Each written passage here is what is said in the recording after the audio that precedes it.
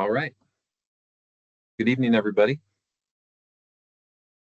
Is the slide presentation showing up okay for everybody? Awesome. Looks great. Great. So yeah, we're going to introduce ourselves, talk a little bit about what makes the 7-8 pod special, and then wrap it up with any questions that you might have for us. My name's David Rowan, and I've been at Westgate since 2010. I've worn a lot of hats since then, from the time when we all taught language arts and math. And I've always taught social studies, though, which is my love and my passion. You know, I believe that building relationships is such an important thing. As an educator, equity is also very important to me, and that there's a belief that all students can be successful and reach their potential. So those are the things that motivate me on a daily basis. I got my degree in psychology, switched careers about 15 years ago, and have been teaching at Westgate ever since. And then just recently, last year, got my certification in gifted ed to help me better understand the students that we teach. And also, gifted ed is good for all students. So it's good to continue on with my professional development there. A lot of people ask, why do I need to learn social studies, Mr. Rowan? Well, I've put a few bullet points up here. You know, how do we understand the present? We understand it by looking at the past. We do a lot of critical thinking in social studies, and I think those skills serve people well in whatever career they end up in, wherever they find themselves. We develop empathy and perspective, good decision making, and then civic engagement. And then, yeah, in my free time, you know, I love spending time with my wife, Erin, and our son, Tom, and our dogs. Everyone that knows me knows I love dad jokes and puns and Star Wars. I also love to travel and be outdoors, live music, and got kind of on a fitness kick recently, so I like to do fitness competitions as well. With that being said, I'll turn it over to Mr. Khan. Hey, everybody. Let me know if you can hear me real quick. I have some trouble with the mic that I'm using. All right, good to go. It's been inconsistent in the past, but all right. So I just passed 2 years at Westgate. I've been teaching math. This is my third school year that I've been a part of, but about 2 years in accrued time. Before here, I was working in business analytics at Vail Resorts, and I made the move because I was looking for something with a little greater purpose, a little more impact that I could have.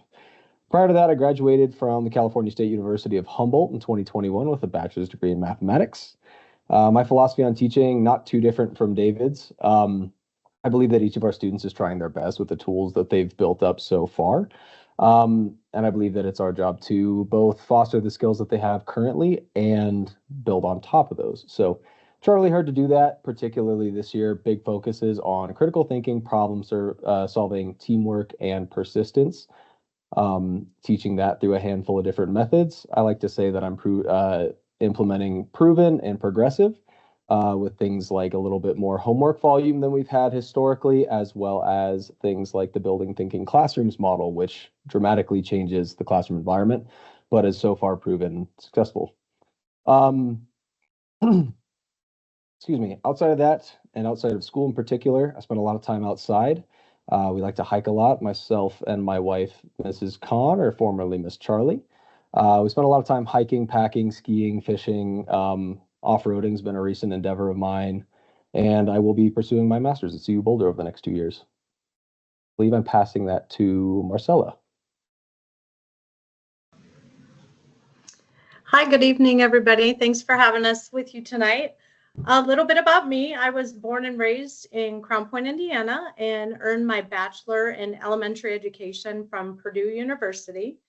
Also was able to get an endorsement in science, 1st through 9th grade.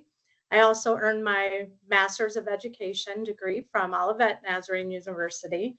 And I taught 8th grade science first off when I first got my first real job, and was in that for about 16 years and had the opportunity to transition into a curriculum called Project Lead the Way, and was able to get 3 certifications in that, one being design and modeling, so 3D printing with the computer modeling, robotics and automation that incorporated coding, and then more coding with the CSIM program. So I've been in teaching for 26 years, finished my 26 years last year in Indiana. And then my husband, also a teacher in the same building with me, finished his 30th year and said, what do you think about moving to Colorado and being closer to the kiddos? And, you know, it was just the right time, and he was able to retire. So he's doing something else now. I'm still here. This is my first year at Westgate, and I'm so happy to be here. I think we have an awesome team. I've said from the beginning, the support at this school is unparalleled. I've never seen anything like it, and I'm so glad to be a part of it. When I'm not teaching, my husband and I are thoroughly enjoying exploring Colorado. We love to be outside. We love concerts and music, and we love spending time with our 2 adult children, Connor, we call him CJ, and Mandy, my daughter. And I'm so happy to be here. I will ditto all of the philosophies of education that my 2 teammates said, believe in all the same things. And it's really fun to be able to build connections with the type of structure that Westgate provides. So really happy to be here. Thank you. We'll turn it over to Miss St. Clair. Hi, everybody. My name is Nicole. This is my first year at Westgate. I was born and raised in Colorado, Colorado native. Me and my family love to do all the outdoors things, camping, hiking, playing volleyball. I'm in my 10th year of teaching. Part of my philosophy is just having that positive, engaging, and safe learning environment for my students. I hold a Master's of Science in Human and Family Development, which has given me that strong foundation in understanding my students and understanding my families.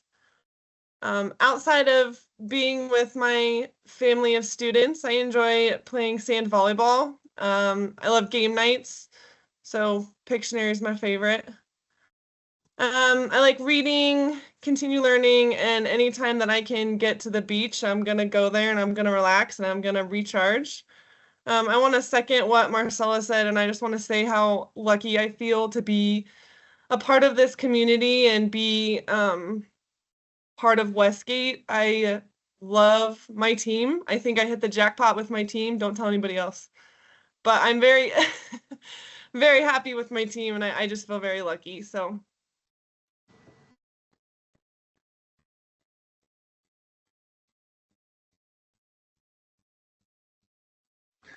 Awesome. Thanks, everybody, for sharing a little bit about yourselves and your educational philosophy. And yeah, feel really, really lucky to have the team that we have as well. So advocacy and service learning, what makes us unique in 7-8? Well, one of the things we do is that we collaborate on our advocacy lessons.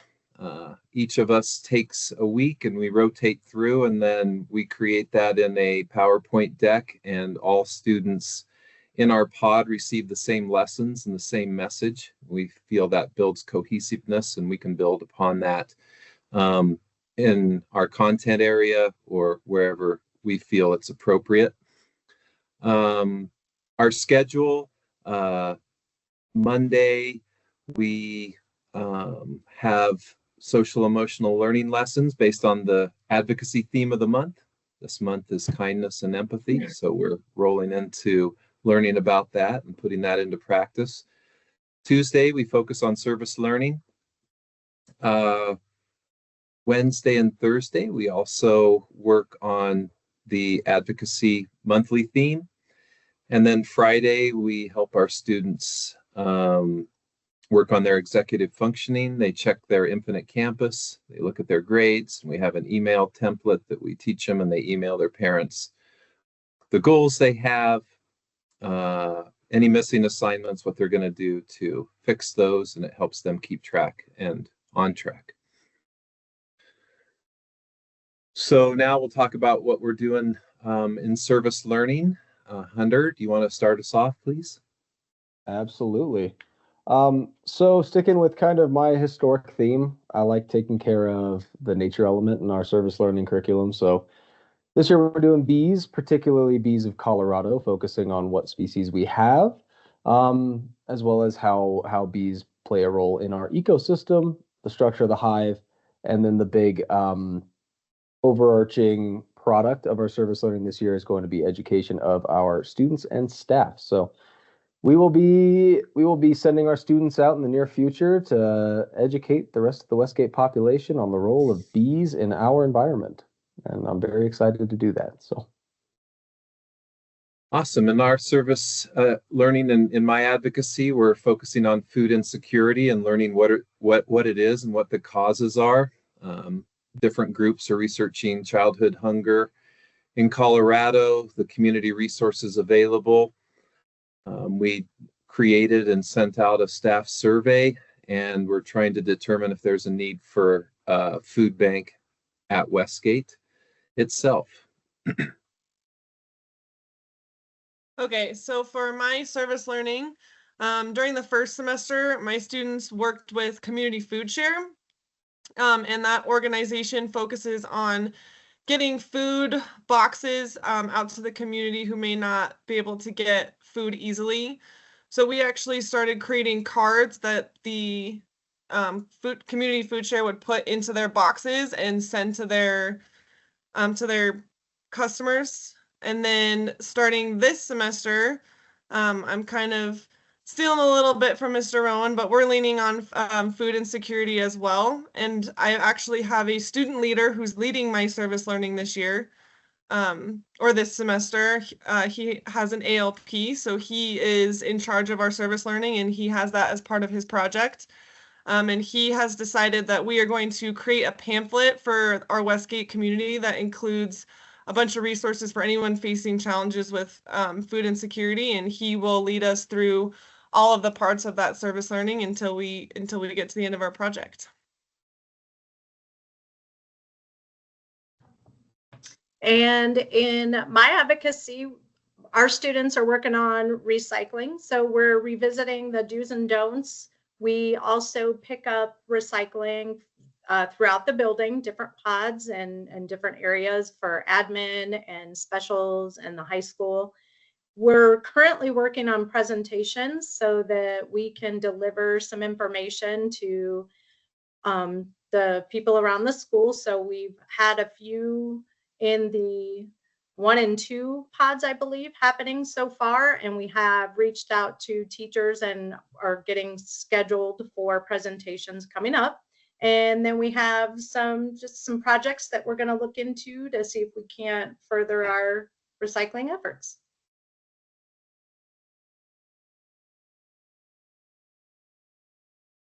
cool. Oh, sorry. Go ahead, Hunter. Go ahead. Yeah, just jumping in to talk about some of the field trips that we've kind of gotten the habit of doing over the last few years, because they've been really fun, really engaging, and overall a great experience for the students. First one, and what you're looking at on the screen right now, is our trip to the Denver Museum of Nature and Sciences, where we explore the Unraveling Mummies exhibit, our program that they offer there. So as you can see there at the bottom, our kids, 7th graders usually do this one. They're going to the museum, split half and half. One half takes on the museum and they go explore the exhibits, and we go around. And this year we were fortunate enough to come at a time when they had their automated telescopes set up on the balcony that faces west. If you've ever been, beautiful area, and the kids got to see an infrared image of the sun or some filtered image of the sun. That was very cool for a lot of them. But while we weren't walking around, we were in this classroom setting learning about 2 major things. One, dissection, and the kids got to dissect sheep hearts, to go through the process, and they all had a pretty good time looking at it. It really let a lot of them explore their curiosity in a very tangible way.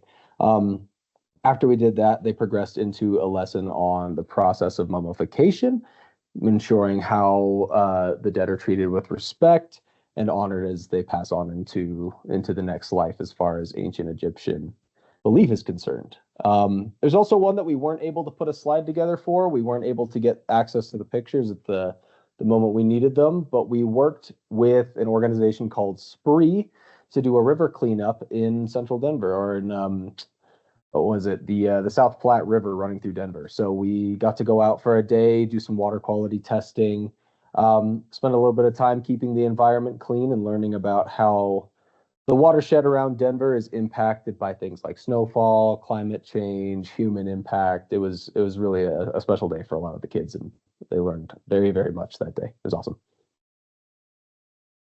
Awesome. Another yearly field trip we do with the 8th graders is going to History Colorado Center. And this year we learned about democratic principles in conflict when the U.S. government has and has not lived up to its ideals found in the Constitution and the Declaration of Independence. And we touched on certain things that have happened in Colorado, the Sand Creek Massacre, the Japanese incarceration, and the Chicano movement, for a few things that we touched upon.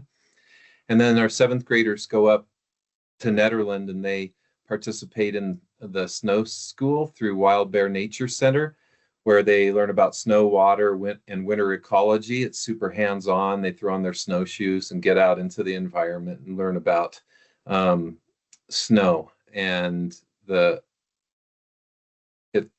love it. They love it. It's a lot of fun to do. Cool.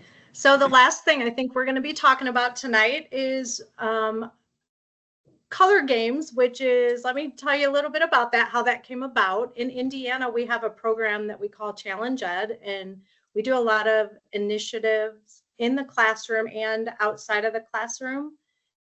It teaches leadership, it teaches cooperation, building relationships.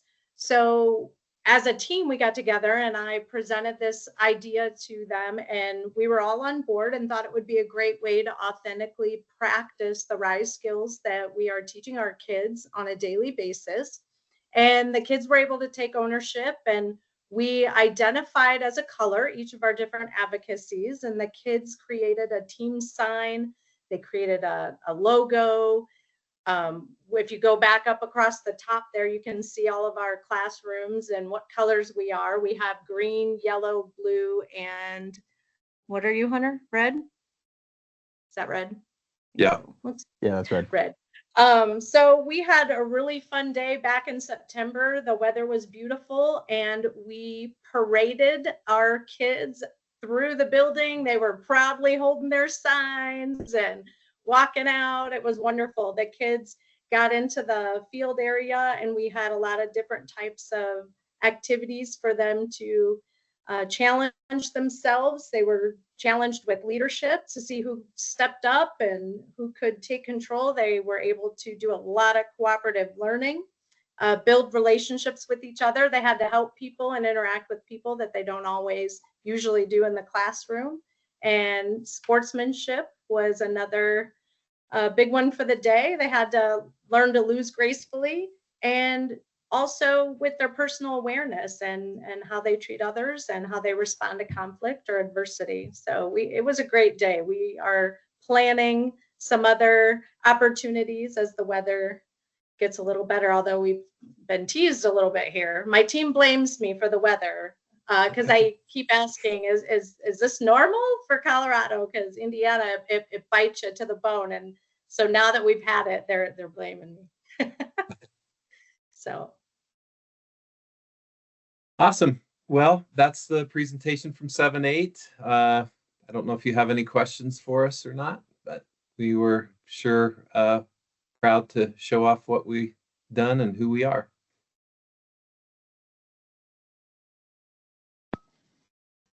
No questions, but thank you guys. Great job.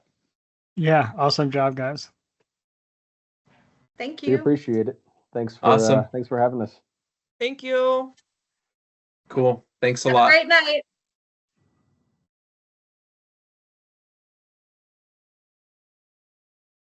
All right. Well, we'll move right along to SPED and interventionists. So I think you're running that, Tessa, so go right ahead. Okay.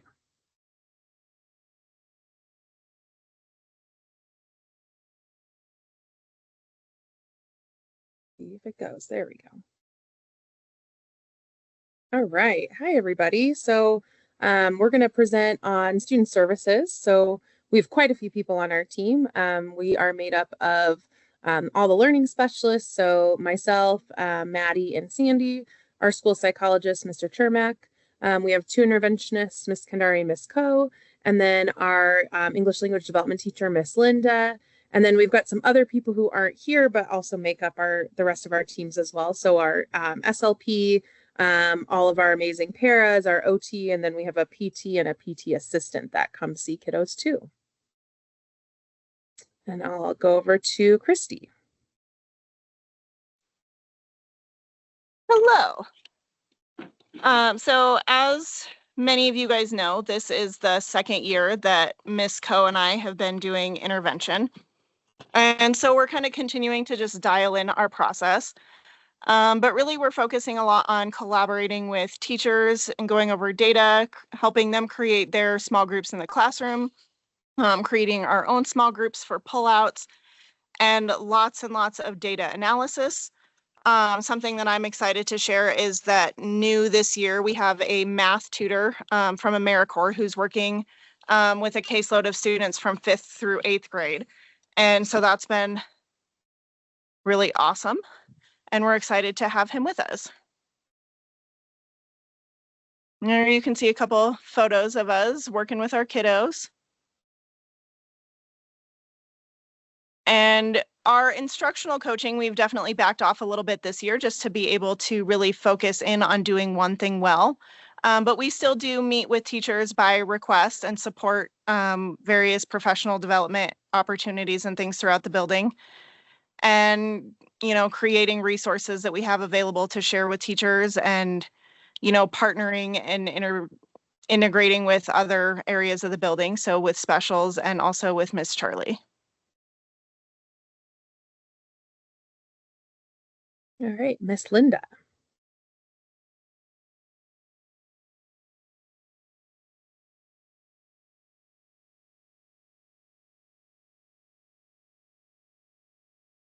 Miss Linda, you're muted. You have to unmute. Oh, I don't know if she can unmute actually. I think you can now. I think we I had think you you blocked. can We had now. everybody blocked, but you should be able to Okay. unmute Linda. Nope, still can't hear you. Hold on, let's see. She's muted now. Tell her to Hello, try. can you hear me? There it is. Oh, we got her, yay. Oh, I'm so sorry, guys. That was me. Technical difficulties. Sorry about that. Hi, I'm Linda Quijano. I'm the ELD teacher here at Westgate. I'm new to Westgate this year and I feel really honored to be here tonight. So thank you for having me. ELD is English language development, and it focuses on working with the English language learners here at Westgate Community School. And we focus on the 4 language domains of listening, speaking, reading, and writing. And those are as stated in the Colorado Department of Education guidelines. So once a student is enrolled in ELD, they get yearly assessed, and that's how we can track their growth. And then they're placed into groups and levels. So levels 1, 2, 3, and 4, ranging from entering, emerging, developing, and expanding. And currently we have 77 students at that developing and expanding level, which is levels 3 and 4. And we have 23% of our students at levels 1 and 2, which is entering and emerging. And we currently have 6 groups of ELD. And I've just broken those down there. So we have 4 students in our kindergarten group, 6 students in our 1st and 2nd group, 8 students in our 3rd and 4th grade group, 4 students in the 5th and 6th grade, 4 students in 7th and 8th grade, and 1 student in 9th grade. And my days look different depending on what the focus is, but during these small groups, the focus is specific on language skills that students may need extra support with. And I do a lot of collaborating with teachers with this to see what they're doing in their core classes and what I can pull over into my ELD small groups. And Westgate's ELD program is set up really uniquely in a really special way where the group sizes are really small, and this allows me to make it very student-centered. Classes do differ daily, but regular activities look like interactive reading. So we'll read short passages together and discuss vocabulary, content, comprehension. I'm actually really excited. I've started a book club with my 7th and 8th graders and my 5th and 6th graders, and they're loving it so far. So that's really fun.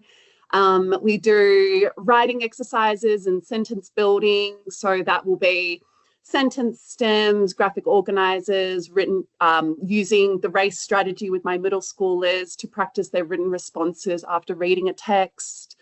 I do give them a grade in ELD, so they get weekly grades from me, and one of those grades is a research and reasoning grade. So my lessons are broken up into 15 and 30-minute sessions. And so in the 30-minute sessions, we usually have a topic and we're researching and writing and reading and doing all sorts of different activities. And then lastly, we do lots and lots of student talk. So I run off the ratio of 80-20. So 20 explicit direction from me, the teacher, and then 80% is lots of student cooperation, discussion, turns and talks, peer collaboration with my younger students. That's lots of my turn first, your turn second, echo and response. And I just want to close out by saying how grateful I am to work at Westgate. It is such a beautiful community and I feel very supported. I'm always collaborating with teachers, and it is a really unique environment where every teacher sees a student as a whole child, and it's a real pleasure to work here. Thank you. Thank you, Linda. All right, so from the special ed side, we have 46 students who have qualified for an IEP this year, or qualified, in previous years. We have 4 kinders, 10 in the 1st and 2nd grade pod, 7 in 3-4, 9 in 5-6, 12 in 7-8, and 4 in high school. And then you can kind of see that breakdown of where students qualify. It doesn't necessarily add up to 46 because students can qualify with multiple disabilities. SPED services can be any of these things, all of them. So we try and provide everything in the least restrictive environment. So not pulling students out who shouldn't be pulled out of class. And so Sandy, Maddie, and I, and sometimes the speech and OT and even Mr. Termack from the psych perspective go into classes as much as we can, but then there's times that we need to pull them out if their skills are a little bit lower. And so we might pull them out for literacy, for a math group, executive functioning or daily living. So like planning, organization, class participation. Ms. Bunnell is going to speak to her amazing executive functioning group that she's been running. We might be pushing in to work on some of those things. There's some different social skills groups. We've got like Miss Maddie and Mr. Termack collaborate on a social skills and mental health group. And then the speech therapist, Miss Smith and Mr. Termack collaborate on different groups. So there's just lots of services happening around our building. The process for students going into special education is first a referral. So they will go through the MTSS process, or sometimes it's parents requesting an evaluation. And if the student hasn't made progress with those interventions in place, then we'll open an evaluation. During the evaluation process, we assess all areas just to make sure that we're not missing anything.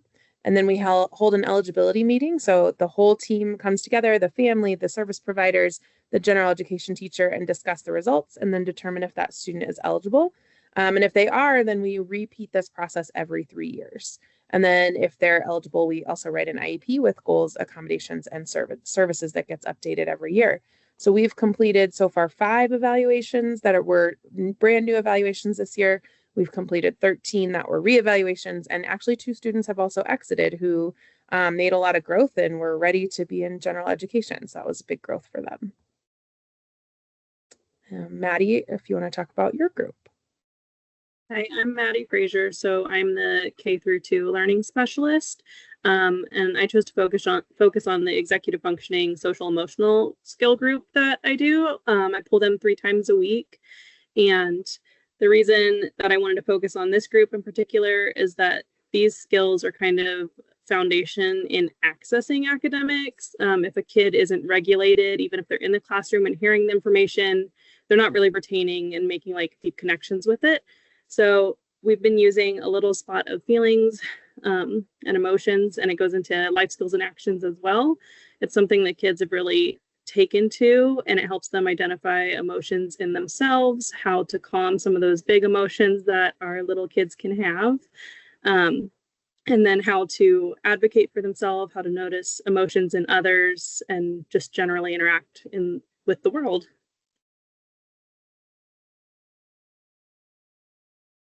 All right, Miss Bennell.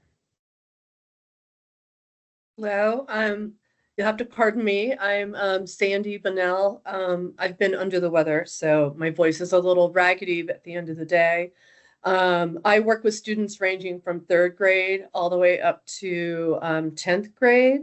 However, the groups that I'm sort of targeting in this presentation pretty much fit within the 3 through 8 group. And specifically for reading and writing, I work with students within the Wilson Reading System umbrella. And so I have kids anywhere from step 1 under Wilson all the way up to step 4. And I forgot to mention, this is my 3rd year of using Wilson. And if you're unfamiliar with Wilson, it is a structured literacy program based on phonological coding and research and based under Urban Gillingham principles. And so it's direct, multisensory, interactive. It's proven to be immensely useful and successful. I have become a firm believer over the past few years. I have seen substantial growth, especially if I start working with a child in 3rd grade, by the time that they're getting into 7th and 8th grade, that they have picked up so much ground and are able to access their education. So Wilson is amazing. And so basically it follows like a certain progression, short vowels, consonants, and digraphs, all the way up to multisyllabic words, exceptions, and syllabic, working through syllables and chunking out the bits and the parts of all the words. My kids spend a lot of time dissecting sentences and very complex words into smaller pieces so that they can read it and understand it. It's been very, very successful. The other part of that is I have been doing more targeted writing instruction, primarily with 7th and 8th graders. And I have been focusing on the racist strategy, restating, answering, citing, explaining, and summarizing as they are working through a research paper or trying to develop an academic response. And again, it's been working really well. I've been able to basically work on each part of that process of writing and focus in on what the students need. And a big focus of this year has been on explaining and elaborating our ideas, because I have found that you can answer a prompt. However, it's your own ideas and finding your voice where kids tend to get stuck. And I have a lot of students who just tend to get stuck in their own heads and are unable to get the words down on paper. But there are different strategies that you can use to move them past that. And it's worked really well.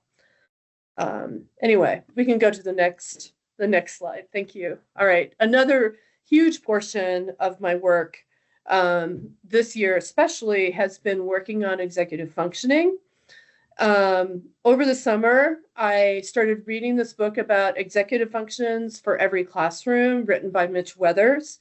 And he is a classroom teacher, a science teacher, I believe. And he spent a significant amount of time talking about the deficits that our students have and the correlation between developing these skills in order to become a successful student. And if you're unable to get yourself organized, or if you're not able to recall what you were doing in class, the odds are that you're not going to be doing very well in class. You're not going to hold on to that information. So I have taken parts of this curriculum and introduced it to my 7-8 group, and it has been interesting. And part of it has involved, obviously, like parts of the executive functioning process by Mitch, the weekly agenda, and then the planning calendar. But another piece that I sort of introduced on top of that was what I call the big board in my classroom, where basically I track what is happening in class on a weekly, daily basis, and I update it. And so when kids come into me to have conversations about the things they're doing in class, I have a model that they can look at and reference for, oh, I forgot we were doing that in class.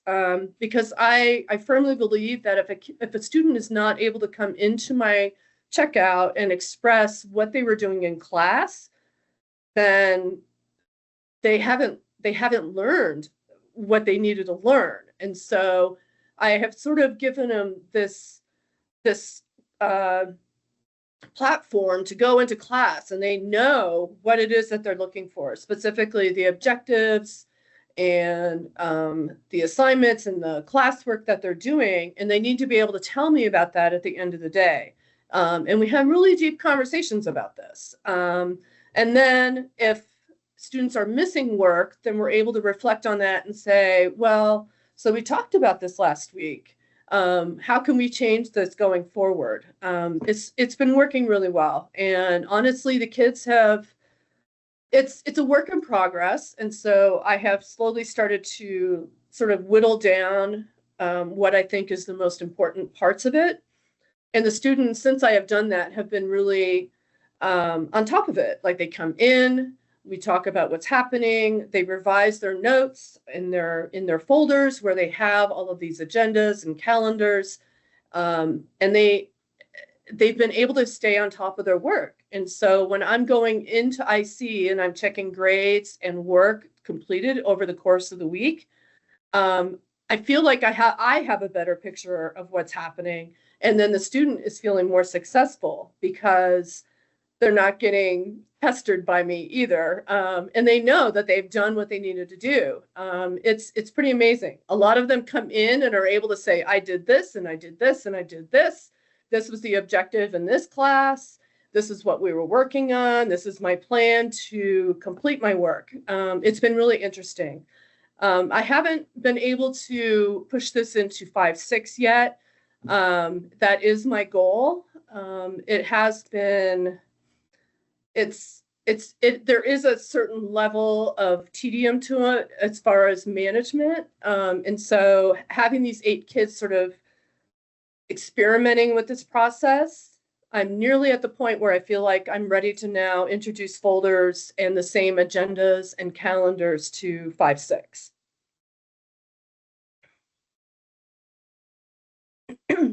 All right, I'm going to talk about my math pullout. So I have 8 students with IEPs who began the year at least 2 years below on their MCOMPs, which is something that we give to all of our kiddos. Ms. Kandari gives it to everybody. And it focuses just on math calculation deficits. So it gives me a good gauge on where they're starting. And then I work on really providing math tools that they can use within their classroom. So it's like multiplication charts, how to use a calculator the right way, because they don't always know, using notes to explain algorithms and steps. And then my most favorite part of it is having kids track their own growth. So you can see here a picture of a kiddo holding up his little certificate that I gave him when he passed his multiplication assessment that I gave them every couple weeks. So I started the year with that group with only 40% of them had mastered subtraction with regrouping, or, at one point they had mastered it, but now we've forgotten it. And so we went back all the way through that, 3 by 1 digit multiplication, 2 by 2 digit, and then we're into long division now. And then hoping to get with decimal operations and fractions coming up next. I get to be in 3rd grade through an 11th grade math class. And so it's fun to see how important those skills are going all the way up. Where if we're not getting, 2 by 1 division in 3rd grade, we're really not going to get it when we're doing decimal operations with division in 5th grade. And so it gives me a good view, kind of going across grade levels of what's important to give them. And then it's great to see their excitement when they're like, I mastered this thing, I did it. And they ask for their little certificates and they get excited. So if you've got a kiddo in one of those pullouts, hopefully they've brought it home to you because they've gotten them. All right, and I will close it out just by talking about special education mental health services. I'm David Chermak, the school psychologist, and a big part of what I do for special education is working with students either in groups, individually, and as part of the check-in and check-outs that we have. Sandy was just talking a little bit about that for what that looks like in 5-8. So the social groups right now, I'm involved with 2 that I do with Maddie. She meets with them 2 other times a week, and I join her for a third. And I also have another 3rd grade group that I run. We use the SPED curriculum, which Maddie introduced, and has been really great. It's got just some great pictures and videos. It's adorable. And it's also she also was able to get that introduced for our K2 Gen Ed advocacy curriculum. So you might hear some other teachers talking about that, but it's been a really wonderful program and kids take to it well. I found like over the years that a lot of times it's hard to tailor a group for the older kids more specifically, just because it's not a very large school, and I want to make sure that I'm like focusing on what a particular student needs. So a lot of the groups have shifted more to just individual meetings to address issues specific to that student. So we end up talking about different issues. Sometimes it's a specific situation, but also kind of general skills and how those apply. It's part of scheduled services, but I also meet with kids when a situation comes up that's needing some support. Could be a situation of emotional dysregulation, but working with teachers and other providers to kind of help get a student to where they need to be to feel okay about something and hopefully return to class. The check-in, check-out program has been great, and we've been doing that for a few years. Really, I was thinking about it first just in terms of social emotional support, but Sandy especially has done a really great job this year of introducing the executive functioning component and focusing on work completion. So that's been a really nice addition to it, so that we are addressing both their social emotional needs, but also what's happening in the classroom. It also happens with Tessa checking in with some kids individually in the pod, Maddie with different kids down in her classroom. So we have like a really good program with it across the board. We have some students who are on point sheets or sticker charts, some of which are tied to a reward system. And it's just really about getting good feedback from teachers about what's going on and knowing what's happening. I think we just have a wonderful team, and I'm really excited about who we have on board. It feels really cohesive. A big part of this job too is just consult work, and sometimes that's written specifically into a student's IEPs that I might have consult time with them. But I think for every kid, it's so important to understand what's going on across the board in different classes, get feedback from kids, from parents, and then we're able to address kids' needs as they come up, because there are just a lot of individual situations that require context to address them correctly. And with that, I think that is it for us. Is that right, Tessa? Yep, that's it. Thank you. Okay, thanks all. Thanks a lot, guys. That was awesome.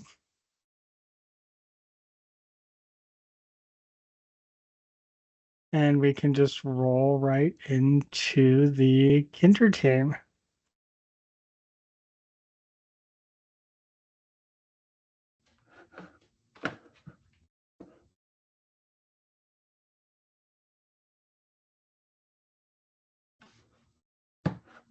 Hi, everybody. I'm going to get our presentation up. Hi.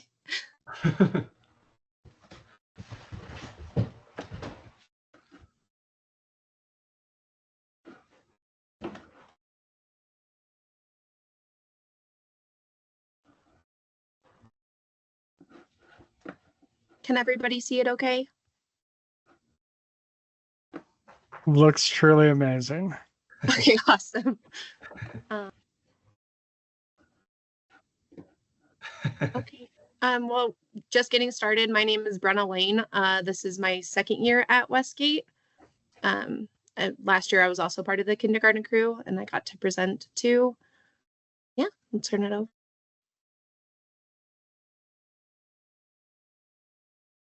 Oh, Jenny, you're muted.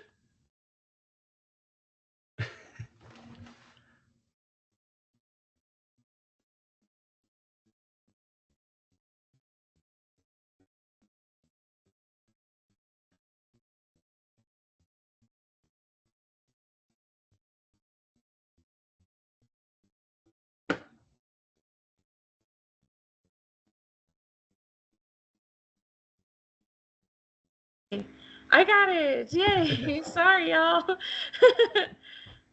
Thank you for your patience. I'm Jenny. I'm one of the other kindergarten teachers. This is my 7th year of teaching and then my 3rd year at Westgate. And my name is Blaine Baker. This is my 3rd year teaching overall. This is my 1st year here at Westgate.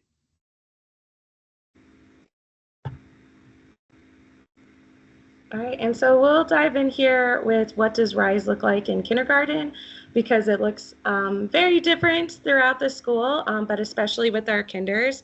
And so if we look at the next slide, it'll kind of break down and give some examples of what that might look like.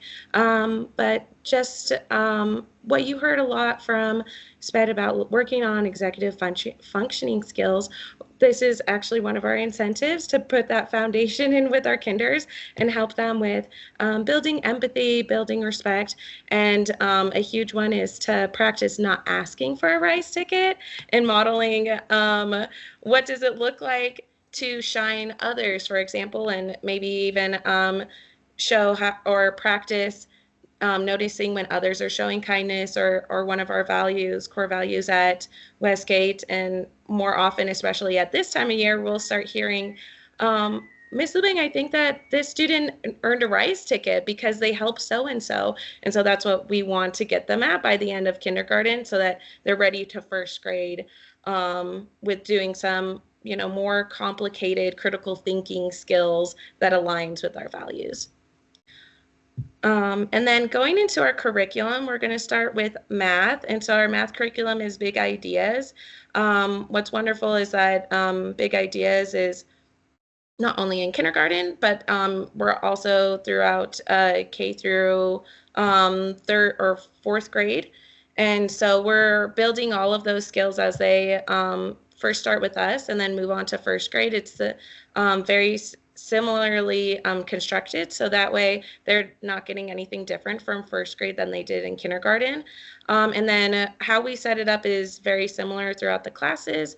We start with the warm-up, talk about vocabulary, and then we do an I do, we do, you do. To support their learning, we also use some fun parts of our Big Ideas curriculum, which also includes math musicals. Our kindergartners love it, and if you ever want to have a smile on your day, you can go to like the beginning of our math classes and they know the lyrics to all of the songs by now. So it's a lot of fun. If you want to learn a little bit more about what we do with our Big Ideas math curriculum, you're more than welcome to check out our Edlio. We give for each of our posts, we give an idea of what parents can do at home with their kiddo to just sharpen the skills that we work on. And then we're going to just take a quick visual tour of what centers look like in kinder, because we believe that hands-on learning is the best type of learning when it comes to our kinders. And so this is just, the previous slide was just an example about how we set it up so that way other students, you'll see them in different groups. This The colors don't mean necessarily anything. However, it just gives a specific schedule of how often we get to see those students in the classroom and how many rotations we might have with our centers. And so here are some pictures of our examples. I was trying to get candid, and some of my students are we're getting off. They're surprised. I promise you, they really like centers. But for each centers, we wanted to, especially in kindergarten, create differentiation where not one student is they're working on the same skill. However, we wanted to give a grade level and then a lift for the students to have options to push themselves a little bit more if they would like. And this is what's nice about this option, is that they're not told to do a specific choose a specific center. They get the option to tune into which one they want to. So a really good example of that is that the top right corner, I have, we're using our stacking blocks. And so one student is creating, ordering their blocks from 1 to 10. And then another student is creating blocks that create the number 10. And so they have the choice. We're still working on number fluency, but they have that choice to push themselves in the area that they need. And then if you look at the bottom left, oh, I'm sorry, Brenna. Look at the bottom left, there's 2 different centers going on where one student is working on a true and false equation, whether it is equal to 10 or not, and sorting that out. And then the other 2 students opted in towards graphing. So just some examples of how we differentiate through centers. And then to move forward to literacy, in literacy, we work with Open Court. Open Court goes all of the letter sounds, and then we also work on our digraphs, specifically through secret stories. We also use secret stories for our vowel sounds. And then those are the digraphs we are specifically working on, just getting them ready for those first grade skills. If any of our students needed a lift, we also add in a few more digraphs as well. To support our readers, we have 3 different sections that we use for our small groups, and that's Bob Books, Nonsense Words, and Mo Willems. And so what I've noticed, and what a few parents have shared with me, is that some students just hate the Bob Books. I don't know why they don't take a liking towards them, but as soon as we start reading them in the class, they get frustrated with the story, how the story is going towards. So we added in Mo Willems stories to add in more sight words and just a lift for the students who already have those 72 sight words, and they need to continue on their progress in reading. And if you haven't had any of the Piggy and Elephant books, Piggy and Gerald, they're fantastic, and it's a huge hit in kindergarten. And then we have some examples of what our centers look like in the classroom as well. Here's just a quick, once again, how it's organized. You might have seen the circle that just says where the centers, what colored bin the centers go into. So that has nothing to do with it, just a quick scheme of what the schedule might look like in each of our classes. And then once again, oh my goodness, I have a couple of slides that were, oh, no. Okay, I'm sorry. I totally thought I was in math for a second. I was like, this is all literacy. What's going on? We are in literacy. In the top right corner, if you see, like, there's one student who is using stamps to work on their sight words, and then another student is using Play-Doh for our sight words. And so it's just, once again, we're differentiating in the centers with 2 different options. And then I just wanted to show you how we do use the same skill, but then add it so a student has the autonomy to choose what they're working on. At the bottom right corner, there's 2 students are playing a game that focuses on the ending sound. However, if you see just below that, there's a bag, and they chose not to use this one, but that's working on the beginning sound. So we're still working on the individual sound in the class or in a word, but whether they want to focus on what's coming at the beginning of the word or focus on what's at the end is up to them. And then at the bottom left corner, I have 2 gals who there's only one center, and that would be my small group center. So that's why you don't see another choice there. Yeah. And then we're gonna move on to social studies. Thanks, Brenna. Yeah, thank you. That was awesome. So moving on to social studies and then talking about science curriculum, we get the opportunity to create our social studies and science curriculum. It gives us a lot of opportunities for collaboration within our team, as well as researching and using other resources to implement it into our curriculum. Sorry. So we cover over history, geography, economics, civics. What that looks like in kindergarten for history is sequencing past and present, then and now. Geography is on a map. Currently, we're talking about culture and traditions, as well as Black History Month. Economics looks like economy and what an individual can do with money. Civics is thinking about themselves in the community and the characteristics of how I can be a helpful member of the community within the classroom. So going on to science. Sorry, it's not clicking. Oh, sorry, here's some pictures of it. Yeah, so last year we got the opportunity to have a truck driver come in for our community helpers. This year we didn't get a picture of it, unfortunately, but we had 3 RNs that came in, and the students got the opportunity to do like a Q&A with the RNs after they did their presentation. So the picture of like the students holding up pictures of the hands, we talked about New Year's celebrations around the world. So this was for last year was the year of the dragon. This year it was like the year of the rooster. So they got, wait, no, not rooster. What? Oh, snake. Sorry, everybody. My mind was on something else. Okay, anyway, and then the bottom right corner was for them creating a drum for the HBCU drumline for Black History Month. So we're about to do that craft with them this year. We haven't got to yet, but that's going to be actually tomorrow. So we'll pending pictures for next presentation next year. So we also get the opportunity to do really cool events during social studies and science.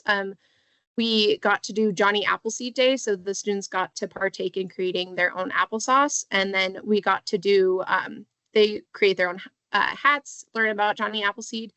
And then in the bottom picture, we got to do a feast together. A gratitude grub is what we called it this year. So they got to come together with every other kindergarten class and talk about what we're grateful for in our classrooms and in our community and at home too. So for science in kindergarten, this is what it looks like. We talk about physical science, which is like pushes and pulls. We got to last week discuss how sunlight affects the Earth's surface, and the students got to build a shelter to protect ice from the sun. We also talk about life science, the life cycles of animals, food chain, what do animals need to live, survive, and grow. And then earth science, we got to talk about weather and how do we prepare for serious weather, as well as emergency situations within that. So here's some pictures that from the science units. We got to go on nature walks. They get the opportunity to be outside and have like hands-on projects and experiments. We get to talk about like how does a cloud form, and recently we talked about like the life cycle of a worm and what they need to survive and grow. These are some fun pictures of them building their shelters to protect the ice. We didn't really give them ice, but a pretend object. And then we walked around and conducted the experiment with it. So they got to protect their item from the sun. During advocacy, I know SPED talked about a little spot of feelings. kindergarten has really leaned into this as a resource for feeling identification, as well as the visual learning that comes with it, seeing the spots identified with each emotion, as well as like developing coping strategies and skills to navigate these emotions. These are some hands-on activities that we got to do. Recently, we talked about adapting to change, which is a flexible thinking spot, and not being in your rigid oak tree spot, which is the picture of the trees. And all of these we got to like give to the students to bring home to use that as a resource too. So, and they really enjoyed it. So yeah, going over to Blaine. Thank you. Awesome. Thanks, guys. Thankfully, they left me with all the fun stuff to do. So I'll talk quickly about some field trips that we've done already this year. A few of the field trips we're planning on going on here in the next couple months, and then move into some projects we've done this year and projects we'll do later. To start our field trips, we went to Miller Farms. It's a farm outside of Denver. It was really fun. It was within like the first month of school. At school, we talked about life cycles of plants, what plants need to survive, the important things for all the plants. And then we decided we should go out and see what it looks like. So Miller Farms lets us go out there. They each get to pick a pumpkin to take home. We did it around Halloween. And then they also got to pick any other vegetable that was there on the farm too. So they ended up with big sacks of vegetables. It was really hard to convince the kids not to pick up 35 potatoes to try to take home without ripping through the bag. So that was our biggest challenge for the whole time. Then next we went to the Denver Nature Science Museum. It was really fun. They got to break out into small groups with their chaperones that came with us. Each class had about 3 chaperones. So it was really fun. 4 adults got to split the kids into really small groups and basically just said, go explore. Try not to get lost. If you do, try to find the closest teacher, but it was really fun. The adults were great. They got to take the kids on anywhere they wanted to go. It was pretty much student-led field trip. Each group rounded out their trip with a visit with a workshop with the paleontologists on site, as you can see in some of these pictures here. They got to dress up as stegosauruses and figure out how they find their food, how they find their water. There was a couple bonked heads, but thankfully there was a doctor on site and the paleontologist, so we weren't too worried about it. But that was a great field trip as well. Then last week, 2 weeks ago maybe, we got to go to the Hammond's Candy Factory here in Denver. This was kind of a newer field trip that we decided to do, so it was pretty fun for everybody. It was really short, quick field trip, but it was really fun to see. We got to go inside and see how candy was made, kind of going back to what Brenna was saying with the then and now, past and present type things. We got to see how candy was made 100 years ago and how sometimes they still use those processes to make candy now. It was a ton of fun. They got to stand at the glass and see how lollipops were made and all the different flavors and what happens and how they roll the candy. And we had a great tour guide who helped us out. Then we also got to do a quick scavenger hunt of the candy store. Like I said, if it was hard to keep them from stealing the potatoes from the farm, it was twice as hard keeping them from taking candy off the shelves. So, but that was a great field trip. It was a ton of fun to see how that stuff works. It was cool. They all got a lollipop at the end, so it worked out. Then we'll talk a few about upcoming field trips. So field trips we're planning on going on still this year. Yeah, so next week is our kindness week, as I'm sure most of you parents have seen in emails from the school, from your teachers. Your kids are probably talking about it, but we get to go to the bus barn next week, and we're going to share cards. We're going to make our own cards. And the kindergartners are going to make their own cards and then share them with the bus barn, people work at the bus barn. We get to see the inside. We get to ride on a bus. We've obviously done that a few times already, but we get to go through the car wash. We get to kind of see the inner workings of buses and what the bus barn looks like. Our high school students actually come down and chaperone with us, which is really fun to see too. It's going to be exciting to see how the younger kids think they're just about the coolest thing in the world, but we'll see if the high school kids think the same about them after spending 2 hours with them. Then we're going to go, Mrs. Khan is going to come with us and go to the butterfly pavilion. We get to kind of go around the butterfly pavilion just as you would. We get to observe a lot of things. We talk about pollinators a lot throughout the year with our service learning projects, as you'll see when we come up. And we kind of get to take a live look at pollinators and things that fly around and that most kids are afraid of. So it'll be great. We get to see metamorphosis, all those things, hold beetles, and see Rosie the tarantula. So it'll be a pretty exciting field trip. Then one we're all kind of excited about is visiting the zoo. It's a really fun experience to be able to take a bunch of kids to the zoo, especially friends who have not done it before. We're really excited to go visit the zoo, see some workshops, do whatever's there for us to do in May. It's kind of far out to see now, but whatever we're able to do there, we want to do. It's going to look a lot like the Natural History Museum, where we take adults and then send them out on their own and kind of see how it goes. So we're really excited to do that as well. If you can tell, kindergartners loves our field trips. We like to take the kids out as much as possible, try to teach them what it's like in a big group out somewhere. So then we're going to take them to the Arvada Center for the Performing Arts. We're going to be watching a production of Lyle the Crocodile. It's a great, fun story about a crocodile who can sing. So it's going to be interesting to see how they put it on live. Hopefully no crocodiles at the place, but I guess we'll find out when we get there. But yeah, I'm excited to see how the kids do. You know, I try to stand up and do my best performance every day for 8 hours. So it'll be nice to see somebody else do it for once. And so I think it'll be exciting to see how they do. Good. And then we're moving on to upcoming projects. Have to get into the serious stuff, unfortunately. So we're moving in. This is stuff we're going to do probably closer to the end of the year and start working on now. At the end of the year, they're going to do a research project on an animal, which is pretty exciting. Sounds pretty crazy. When I first saw it, I was like, no way. They're going to be able to do this, but they're going to be creating books, diagrams, posters of an animal that lives in the rainforest. We're going to be doing a lot of writing, a lot of reading, different math things and science standards.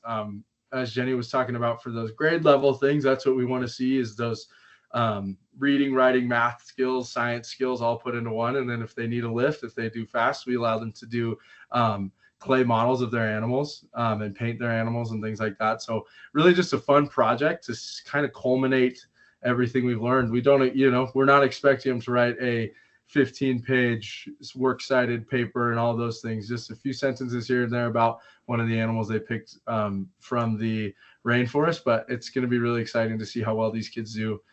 Right now, it's a little daunting to think about them doing it, but thankfully we have a little bit of time to get ready for it. We will also be doing a readers theater for our parents in the audience. They get an early access. Our kindergartners are going to recreate a story and act it out in front of a parent audience. Last year, each class brought stories to life like a very hungry caterpillar, brown bear, and Miss Wishy Washy. So all the students, as you can kind of see in this picture over here, get to put together some crafts. They make them themselves. They make all of the props themselves and do things like that. So it's going to be fun to see. They get to act it out and hopefully do their jobs, right? But they get to act it out in front of their parents and everyone that cares about them. So it's a really fun, it'll be fun to see them perform. Good. I kind of talked about our service learning project. Mrs. Khan obviously comes into our rooms all the times and helps us with projects that we can do for our school, projects that we can do to help animals around our community. Our end of the year project, they're going to be providing an environment where butterflies can thrive. They'll be planting flowers and creating butterfly homes where butterflies can eat and pollinate. So really important. We also get to take a look at hatching butterflies in our classroom. So it's really exciting, really fun. Kids get to watch the butterflies grow from the tiny little worms crawling around to flying butterflies we get to release and hopefully use their habitats. So that's coming at the end of the year too. It's a really exciting, fun project. Okay, I think that ends it here. Does anybody have any questions for us?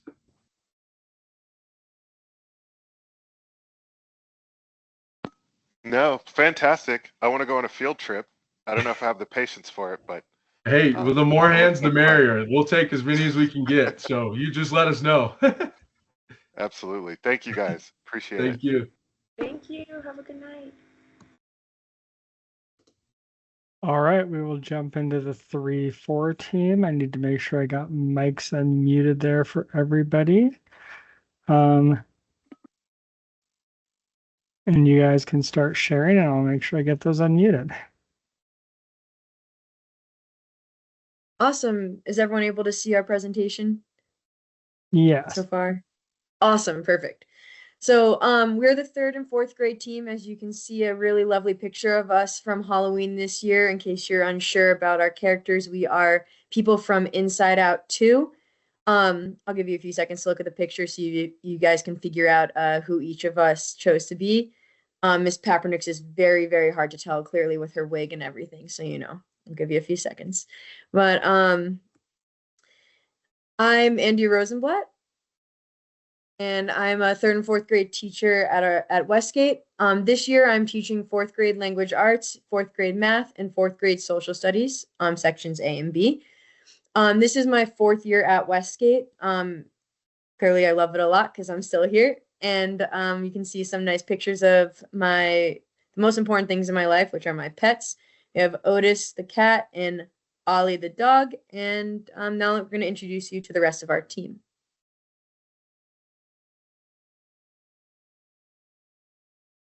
Can you hear me? Okay. So I'm Marcella Thomas. I teach 3rd and 4th grade advocacy, and I also teach 3rd grade language arts, math, and then both sections of social studies. I did my student teaching in Foothills Elementary, where I taught 5th grade, and then I went and taught a couple years of 1st grade at Forsati Classical School. And I spent a few years at Landmark Academy out in Reunion, close to 104th and Tower. I taught 7th and 8th grade virtual. Bless those middle school teachers. I'm never going back to middle school. That is way too much for me. A lot of sass going on in those grades, no matter. So then I moved to 3rd grade, and I found my calling. I've been in 3rd grade for about, I think this is my 5th or 6th year in 3rd grade. And then this is my first year at Westgate.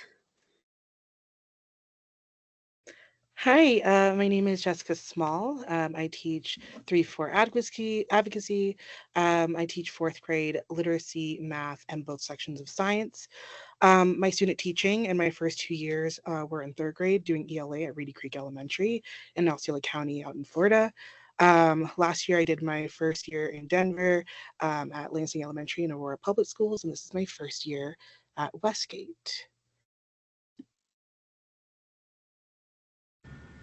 Hello, I am Alyssa Papernick. This is my 3rd year at Westgate. I teach all 3rd grade this year, including both sections of Science A and B. And previously to here, I'm from Illinois. I worked at the school that I actually used to go to kindergarten through 8th grade, St. Cecilia Methodius, and then I worked at Queen of Martyrs. And then I moved to Colorado, worked at Rocky Mountain Prep, and I have been at Westgate for 3 years, and I love it.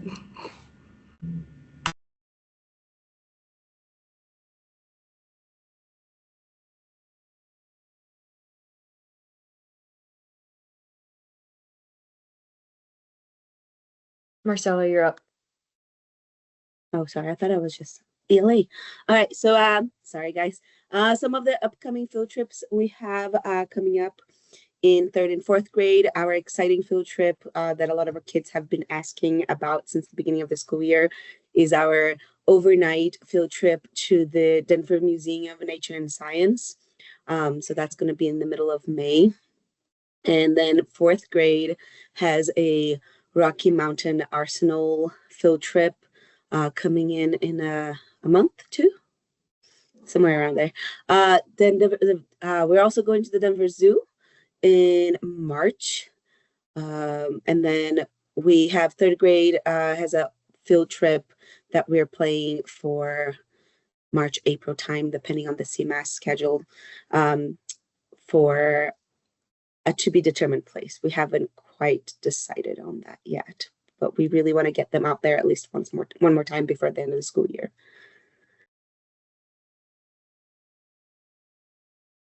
So our kids enjoy having environmental education. A lot of the things that we do are spend a lot of time in the coop. We do some chicken identification and observations. They have a ton of fun walking the goats. We do some farm jeopardy, animal trivia. I didn't get the pleasure of meeting Opal the snake, but the kids have, and they love her. They also do a lot of bee lessons and animal life cycles. Those kids love being outside, and I enjoy having Mrs. Khan in my classroom. And whenever they see her, they light up. So I'm over the moon with environmental education.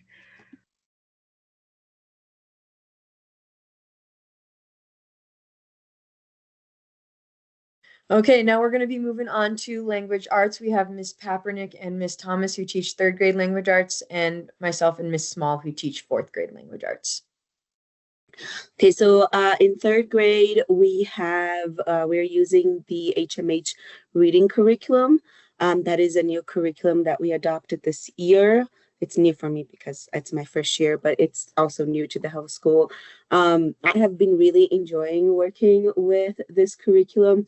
They have some great information for teachers and lots of different ways that you can differentiate between students.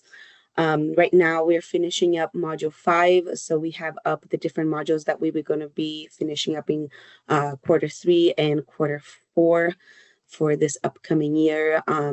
They divide every module into 3 weeks, so you learn about those specific things every 3 weeks. It changes the main topic of the module, which kids like, because right around the time they're kind of done with learning about different animals and then want to switch into something that's nonfiction or something that's fiction, it switches up for them.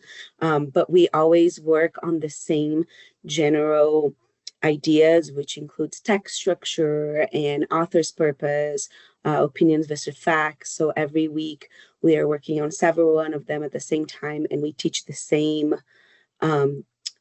thing over and over again to make sure they understand, using all different texts from fiction to narrative fiction to nonfiction to graphic.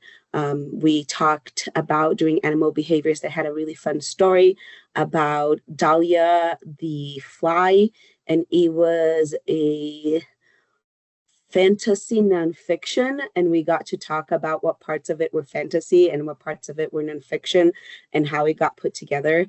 And my students really enjoyed realizing that you could put those genres together, and it did work, and breaking apart the ideas of why did the author did it like that. So that's what we are working on with ELA. They also have a section for like student emotional learning and how to adapt that into our English curriculum, which goes well with our advocacy times and the fact that we do want to develop not just their minds, but as well as their body and their hearts as when they're in school. So similarly to third grade, it's the same curriculum. What I like about HMH is that we are able to have stories that connect to their everyday life. Currently in fourth grade, we are working through heroic feats and going into our everywhere. One of the stories that we were reading is about the Beatles and Beatlemania, and the students made really cool connections on like recognizing that they knew the Beatles and then wanting to learn more. And then we made those connections through finding text structures and learning more about genres and knowing that these are real people and how we can adapt this to our everyday life. Going through this fourth grade curriculum, I also love how it is such adaptable to small groups and our writing curriculum and grammar. The kids really get a well-rounded education when it comes to literacy through HMH, and I really love this curriculum. Mm-hmm. Now we are going to be moving on to math with Miss Papernick and Miss Thomas again teaching third grade, and me and Miss Small teaching fourth grade. All right, so for third grade math, we have our Big Ideas math. We've been using that since before I came to Westgate. I absolutely love it. In this third quarter, we are just, we did chapter 8 already, which is adding and subtracting multi-digit numbers. My class is just finishing up chapter 9, multiples and problem solving, and then we'll be moving on to fractions next week. I'm super excited. I love fractions. And then we're gonna end the third quarter with chapter 11, part 2, which is understanding fraction equivalence and comparison. And then we're gonna start the fourth quarter with actually part 1, and it's still understanding fraction equivalence and comparison. And then we'll be going into time, liquid, volume, and mass for chapter 12, two-dimensional shapes, and talk about representing and interpreting data and finding the perimeter and area. Something super fun that I'm doing in my math class, we're doing actually a bed and breakfast project within our math centers. So both me and Mrs. Thomas do math centers, which reinforce the skills that we've been teaching this entire year. And one of my centers is our bed and breakfast project, and it's working on all the operations that we've done with the kids so far, and they get to learn about budgeting, and that they get to create their own bed and breakfast, and they'll use area to create their own bed and breakfast. And it's just super cool to see what they're able to come up with that.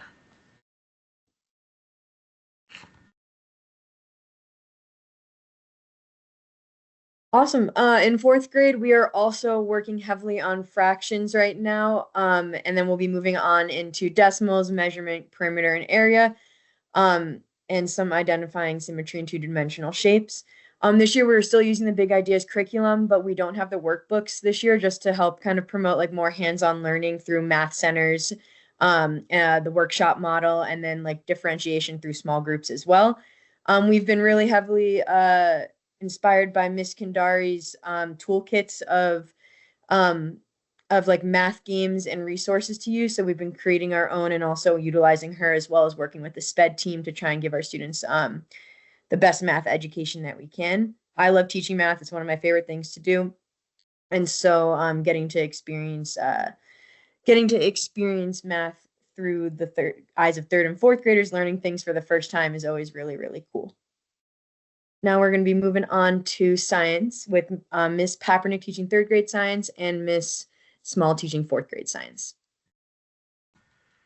All right, so I'll start off with third grade. So far in science, we've covered weather and climate. We did clouds, severe weather, and natural disasters. And then within that unit, we actually did a severe weather project. They got paired up and they made a poster and they did a lot of research. It was nice to be able to integrate those things that we've been doing in literacy in our science classes as well. And they also all presented their posters, and I was super proud of them. We learned about parts of a plant. They also had fun in groups making a poster, parts of a plant, and they got to draw their own flower and label their parts. And they let us know what each part of a flower does and part of a plant does. We just finished our insect and life cycles unit. And we already did forces in motion. And in our forces in motion unit, we actually went outside when it was at the beginning of the year when it was warm, and we played tug of war to learn about balance and unbalanced forces. And Miss Small's class came out and joined us, and we had fun, and we did like third grade versus fourth grade tug of war, and then it was fun because I joined in also. It was a little embarrassing because the kids beat my team, but it's fine. And then we're currently in the middle of science fair, which I will talk about in a little bit. And after the science fair, we're going to go into traits and inheritance, and we're going to go into ecosystems. Similarly, in fourth grade, we went through our clouds. We just finished our solar system standards. They all got to create their own PowerPoints about the solar system and were able to present them. They had a blast telling me all about the things that they've learned as we were continuously going through the different planets in our solar system. We are also currently going through our science fair stuff. So after that, we're going into our habitats and life cycles. We learned about forces in motion, where Ms. Papernick and I were outside doing our tug of war, and then traits and inheritance, ecosystems. And we're also going to be learning more about fossils and dinosaurs and where they were found out here in Colorado, and then finally ending with energy. All right, my favorite part, the science fair. We actually just started working on the science fair this week, so you might have heard your kids if they're in our pod talking about that. The science fair date is it's going to be Thursday, March 20th. That is the Thursday right before spring break, and it's going to start around 4:15. The time is I'm pretty sure that's the time, but it could change. And they're going to have over a month to work on these projects. We're learning about the scientific method right now, and we're watching science experiments and talking about the scientific method within those experiments that we're watching. And then we're going to start moving on, and they're going to get their partners this week, and we'll get our science questions ready. And after that, we're going to start doing our materials, procedures, and working through the scientific method, and they're going to start their experiments. I'm super excited. The science fair is always super fun to see what they're able to come up with, and how some kids, like I'll have kids do the same experiments years in a row and they'll all get like different results. And then they just have so much fun just like having their classmates do the experiments with them and making the trifolds. And they're so proud of their work, showing it off to their parents and everybody in the school and all the teachers. When we walk through the science fair, we do it during the school days so that others in the school have an opportunity to come if they're not able to come after school. And then we have the after school time for parents and family, and it's awesome to see the kids show off to their parents all the work that they put into this, because 95% of this work that they're doing is me just being like, okay, this is what you have to do. And they're so independent on this. And it's so awesome to see them be so independent on a huge project like this and take ownership of it.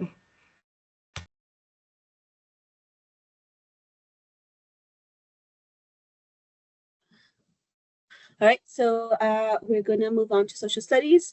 I'm Mrs. Thomas. I teach third grade social studies for all the third grades, and Miss Rosenblatt teaches social studies for all the fourth grade. In third grade, we focus on history, geography, civics, and economics. We started the year by talking about maps and coordinates, and the kids get to create their own battleship game with their own towns. So they created a map with their towns and then put coordinates in it for different things like a rec center, a police station, a school, and then they had to put up the dividers and play battleship and try to find the location by using the coordinates that they had come up with in order to understand coordinates more deeply. We also talked about different landforms, including plateaus, plains, mountains, canyons, valleys, and peninsulas. In economics, we did a job research where kids picked different jobs that they might be interested in when they grow up, and they researched what kind of education they need to get that job, what would be the background knowledge, what that job did, what were the main tools that job used. And then they also received a budget, and they had to go on different shopping sprees for their wants and their needs on their budget. And some of the kids were very good about buying very cheap needs because they had big wants like puppies and chocolates and things that they wanted to buy, while other kids were more into saving and not spending their money at all. Other kids just, it was really interesting seeing all these different personalities coming out as they attempted to figure out budgeting into the world. Then we moved on to cultures around the road to learn a little bit about history and a little bit more about geography. This was my favorite unit yet. Every time we traveled to a new location, I made my classroom into an airplane and put all my chairs in airplane mode, and they got tickets to go to that place as well as passports. So they would come in and they would find their seats on their plane. Our in-flight entertainment would be a video about that country, and then based on that video, they had to create a custom stamp for their passport on something that represented that country before we deep dived into the different cultures and geography of each country. I'm sorry, Poppy, can you get out? My cat is very interested in this presentation. And now we just started yesterday our unit on 20th century civil rights movement, where we're going to learn combining citizens' rights and responsibilities. And we're going to learn about the history of the civil rights movement, as well as what is the rights and responsibilities of the citizens of the United States.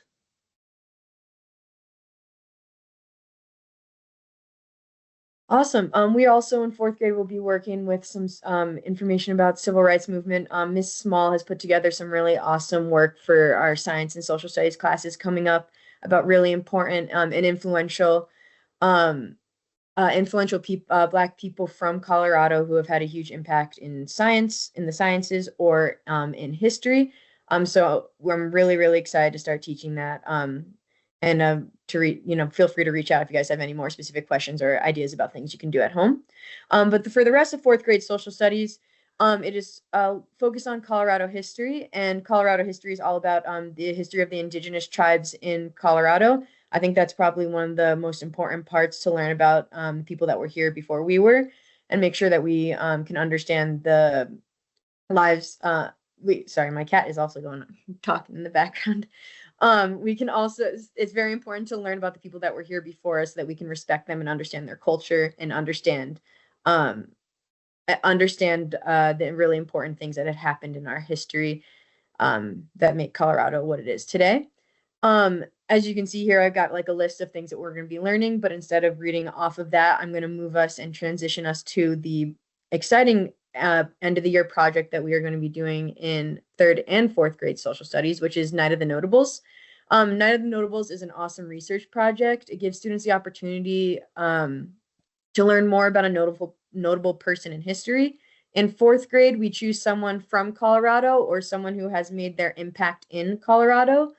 And then in third grade, you have the option to choose someone from anywhere in the United States. Students get to show off their skills that they've learned throughout the year through research, writing, and creating timelines and biographies and presentations that they will present to the school, as well as parents and guardians and anyone else who would like to come in. This will be happening in April. We do not have April or May. We do not have a set date yet. But we are very excited for it to come. Another really quick thing I want to add is that the History Colorado Center is free for all fourth graders, as well as national parks around all of the United States. I've sent home some information, but if somehow that got lost in the backpacks that have, bazillion things in them, please feel free to reach out so I can send you more information on that. They also have a really great website that you can do. It's called the Museum of Digital Learning, where you can learn a lot about history throughout the whole world. And it's a really great way to just kind of incorporate learning at home. And so, yeah, thank you so much. Here's our contact information. Sorry that took a little bit longer than expected, as it does every single year. If you have any questions, feel free to ask now or send us some emails. And thank you so much for taking the time and to listen to us.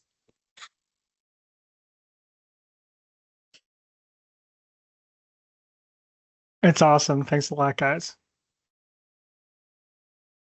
We'll jump right into the specials team then.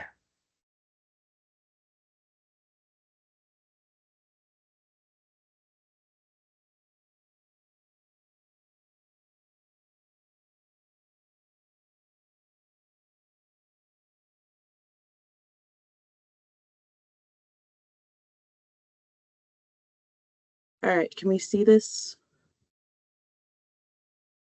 Hoping. Yes, we can. Fantastic. Well, hello. My name is Bridget Houghton. I am the art teacher, and this is our specials board presentation.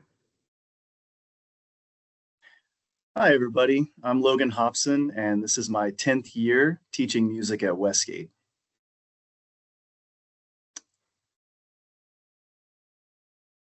Go to that next slide there. There we go. My goal is for students to experience music in a way that they will cherish and remember for the rest of their life. I teach music a lot like a language, so there's a lot of listening and repeating and speaking and learning the language of music. And learning an instrument with disciplined structured practice builds strong connections in the brain and has actually shown to increase the volume of the brain's corpus callosum. So it's also very academic to learn an instrument and to have a disciplined structured practice, especially at that early age. I also wanted to thank everybody who made the Rock and Run possible. It was a great success, and we raised a lot of money that can go towards new instruments, instrument repairs, and music stands and guitar picks and sound equipment and all the things that will benefit our program. So just a little overview of all the things we do, which is a lot to go over with K through 8. Kindergarten and first and second grade is very similar in the way that they learn. So there's a lot of reading and listening and kind of learning the language of music by rote and back and forth. And then we start to recognize symbols. The rhythm is what I call the bones of music. There's a lot of, it's just the structural makeup of music. And it's the same thing with speech. It's very rhythmic and there's cadences and things you have to understand about it. They learn how to keep a beat on drums and they move a lot and they sing a lot and try to keep steady beats and playing together. Excuse me. We also do a lot of rhythms. You can see a common theme throughout each grade level is rhythm basketball. And rhythm basketball is a little game I made up where the kids get to roll. I got these new dice that have rhythm, like different rhythms on all sides, and the kids get to roll them. And then so that they get kind of a random rhythm. And there's 2 teams, and one team will clap and count a rhythm.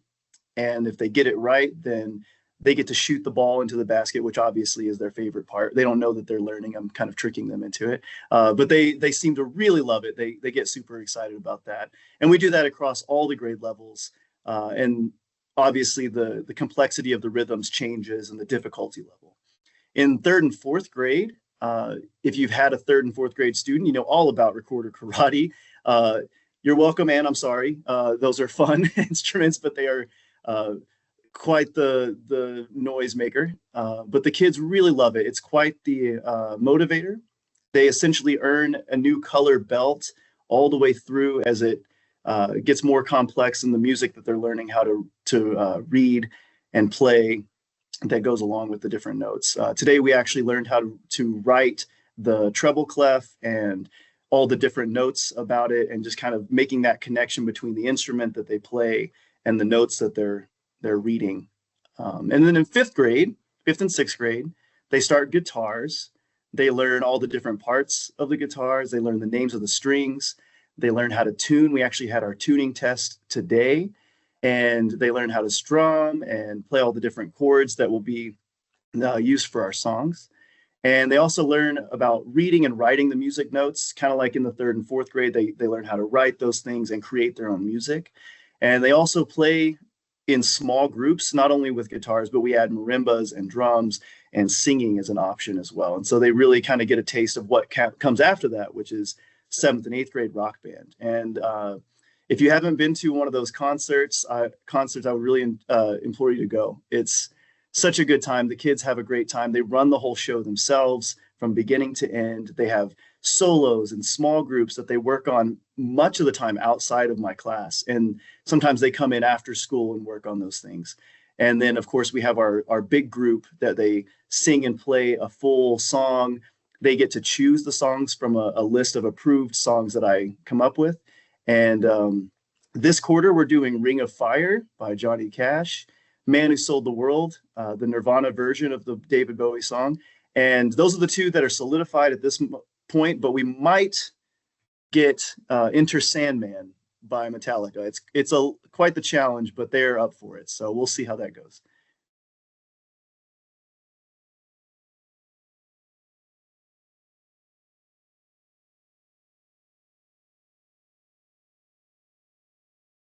And now to Mr. Anderson.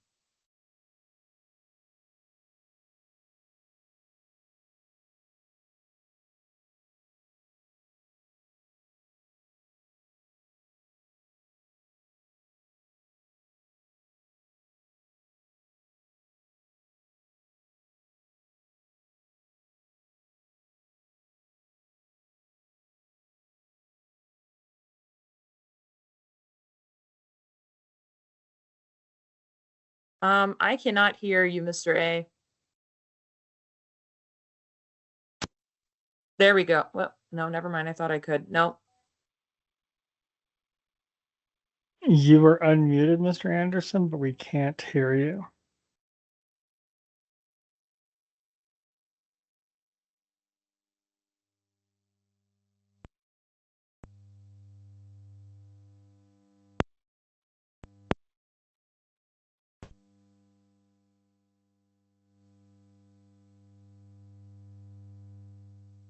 No, still nothing. I don't know if you want to log off and come back in, and then can we skip to Bridget? Yeah, we can keep going.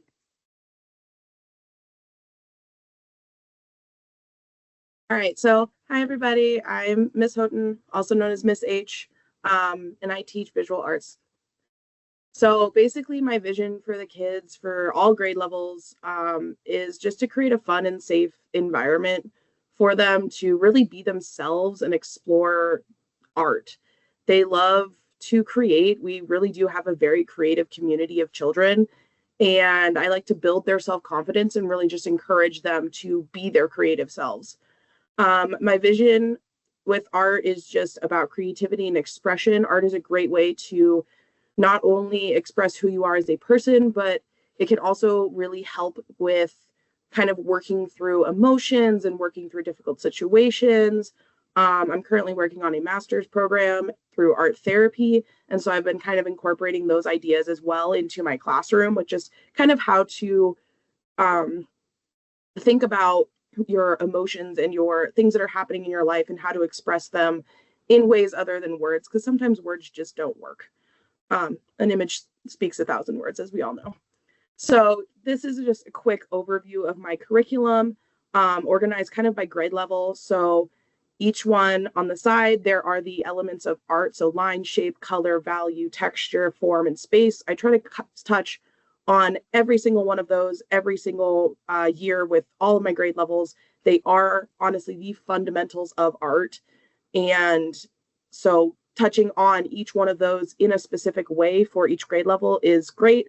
As the grade levels progress and kids get a little bit older, they're able to kind of touch on more than one at a time per project. And so we start to talk about how we can work with multiple elements at a time and even start to talk about the principles of design and just how things can work together and how we can kind of enhance our artwork through that. So you also have my quarter 1, 2, 3, and 4 for middle school. My middle schoolers, I've kind of split it up a little bit. So we do drawing for first quarter, painting for second, third quarter is all about 3D, and then fourth quarter is digital and photography. So the kids can really kind of hone in on what they enjoy. Art is so vast and so different. And so really having that ability for them to kind of experiment with what they are most interested in helps a lot. And then I just wanted to throw in some pictures from this year, just from what the kids were able to do.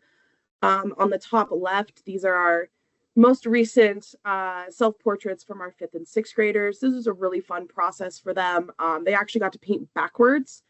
So it's similar to painting on a window pane where they paint all of the details first, so their highlights and their shadows and all of their little fine details.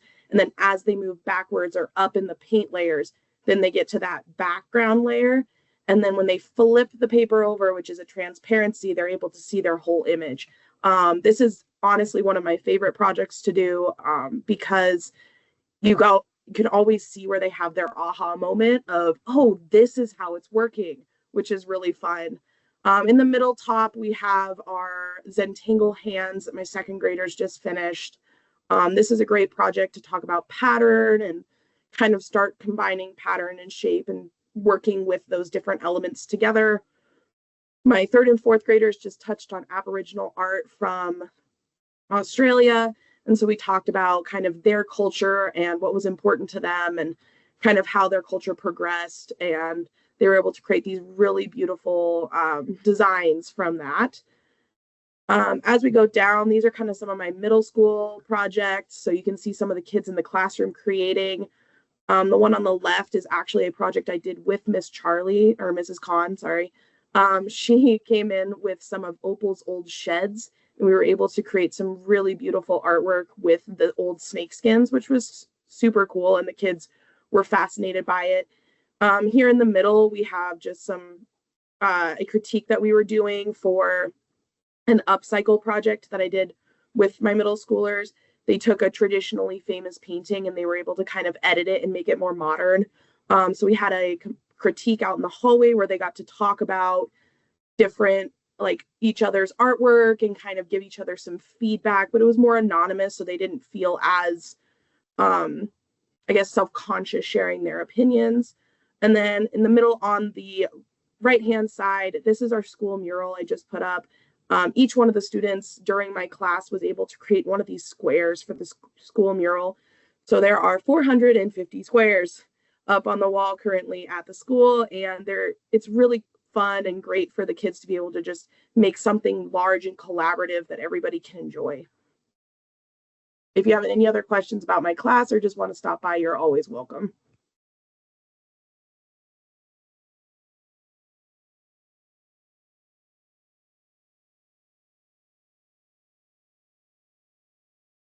Would we like to take it back to Mr. Anderson, or are we going forward with Mr. Elliott? I can go if you guys can hear me. Can you hear me now? Yes, we can. I'll jump back to that.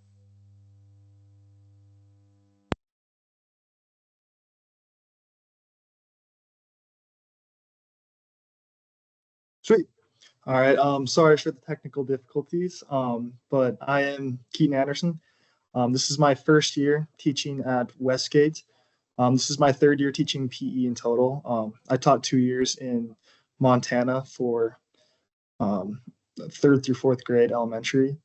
And then moving here, I get to teach kindergarten all the way through eighth. So it's been a little bit of a change, but it's been fun. And, you know, really grown to like the littles, and 7 and 8 too. They're a good group too.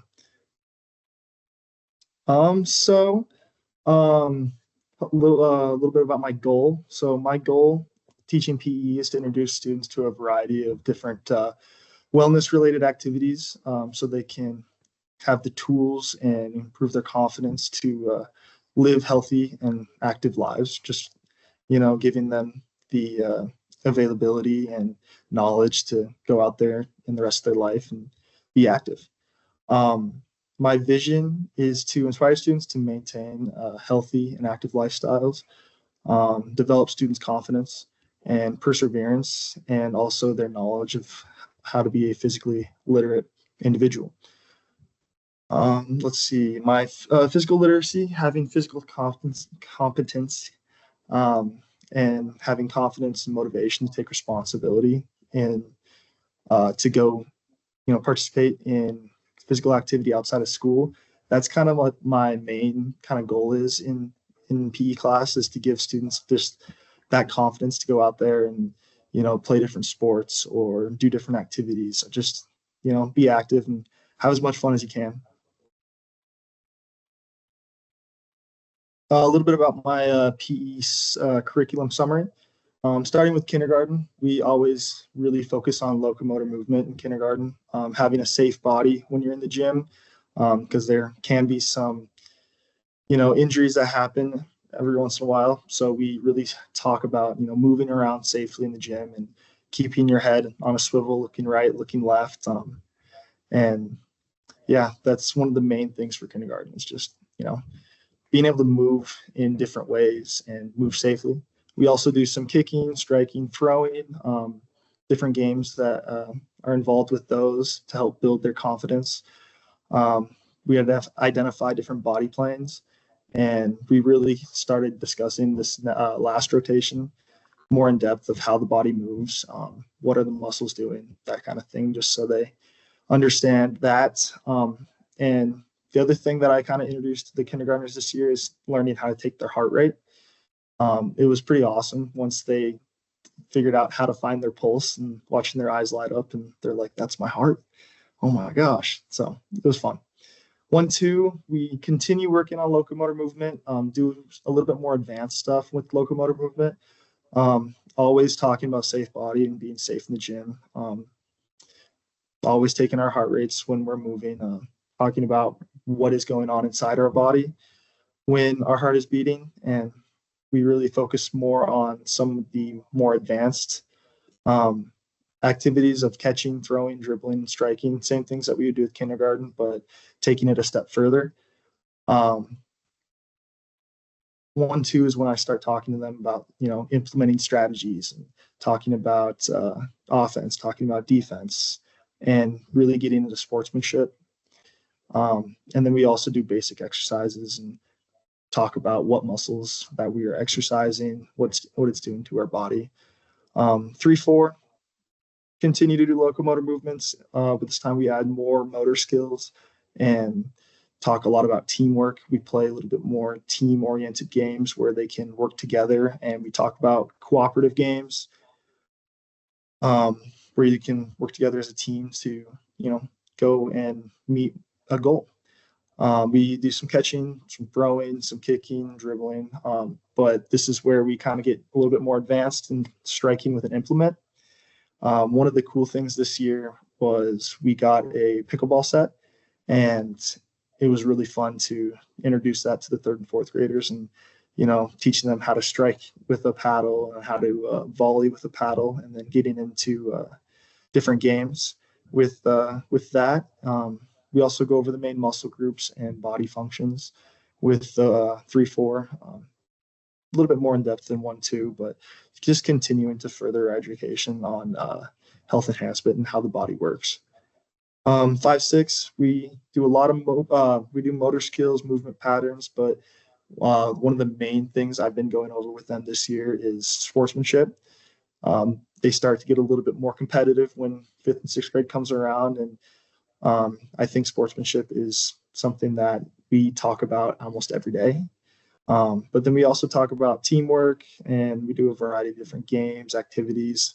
I start introducing team sports with them, and talking about lifetime skills and different activities that they can do the rest of their lives. This is when I introduced the FITT principle with them and really go over the muscle groups and body systems and pretty much just how to live a healthy lifestyle. 7-8, this is the team sports class. We have a lot of fun in there. We play a lot of different team sports. I think I've introduced a few new ones to them this year, and they've had some fun there. Really talk about strategies and different ways that you can use teammates and work together as a team to meet a different goal. I've had them create their own fitness plans and analyze different principles of physical fitness. That was interesting, seeing some of their goals that they're thinking about for the future when it comes to their fitness. We also have talked a lot about the body systems, specifically about the heart and how we can help improve the heart and the circulatory system to work as well as it possibly can. And then we do cover the FITT principle with 7th and 8th.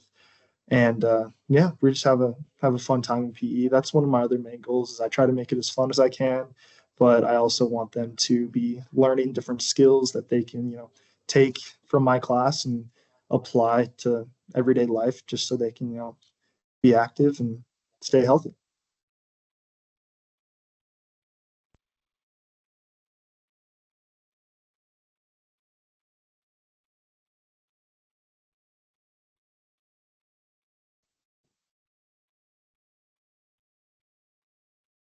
Mr. Elliott, same thing with you. I cannot hear you.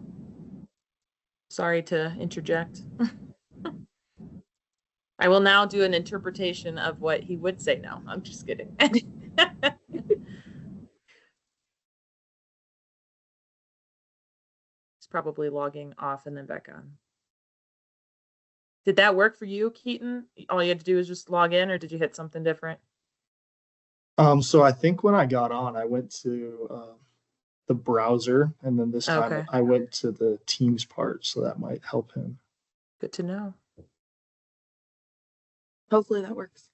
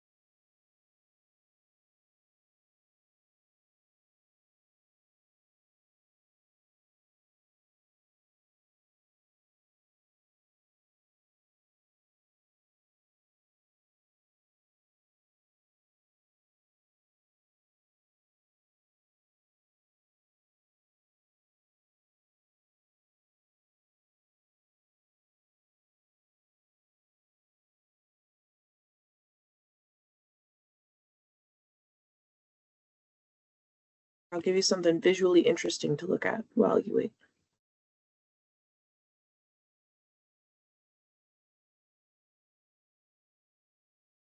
Everyone test their mics if they're presenting next. It's a real thing when you're at home. Mike is grayed out, disabled. Try now, it's- Mr. Elliott. Can you hear me? Yeah, I think as you logged back in, we had to reauthorize your mic. But you can hear me now?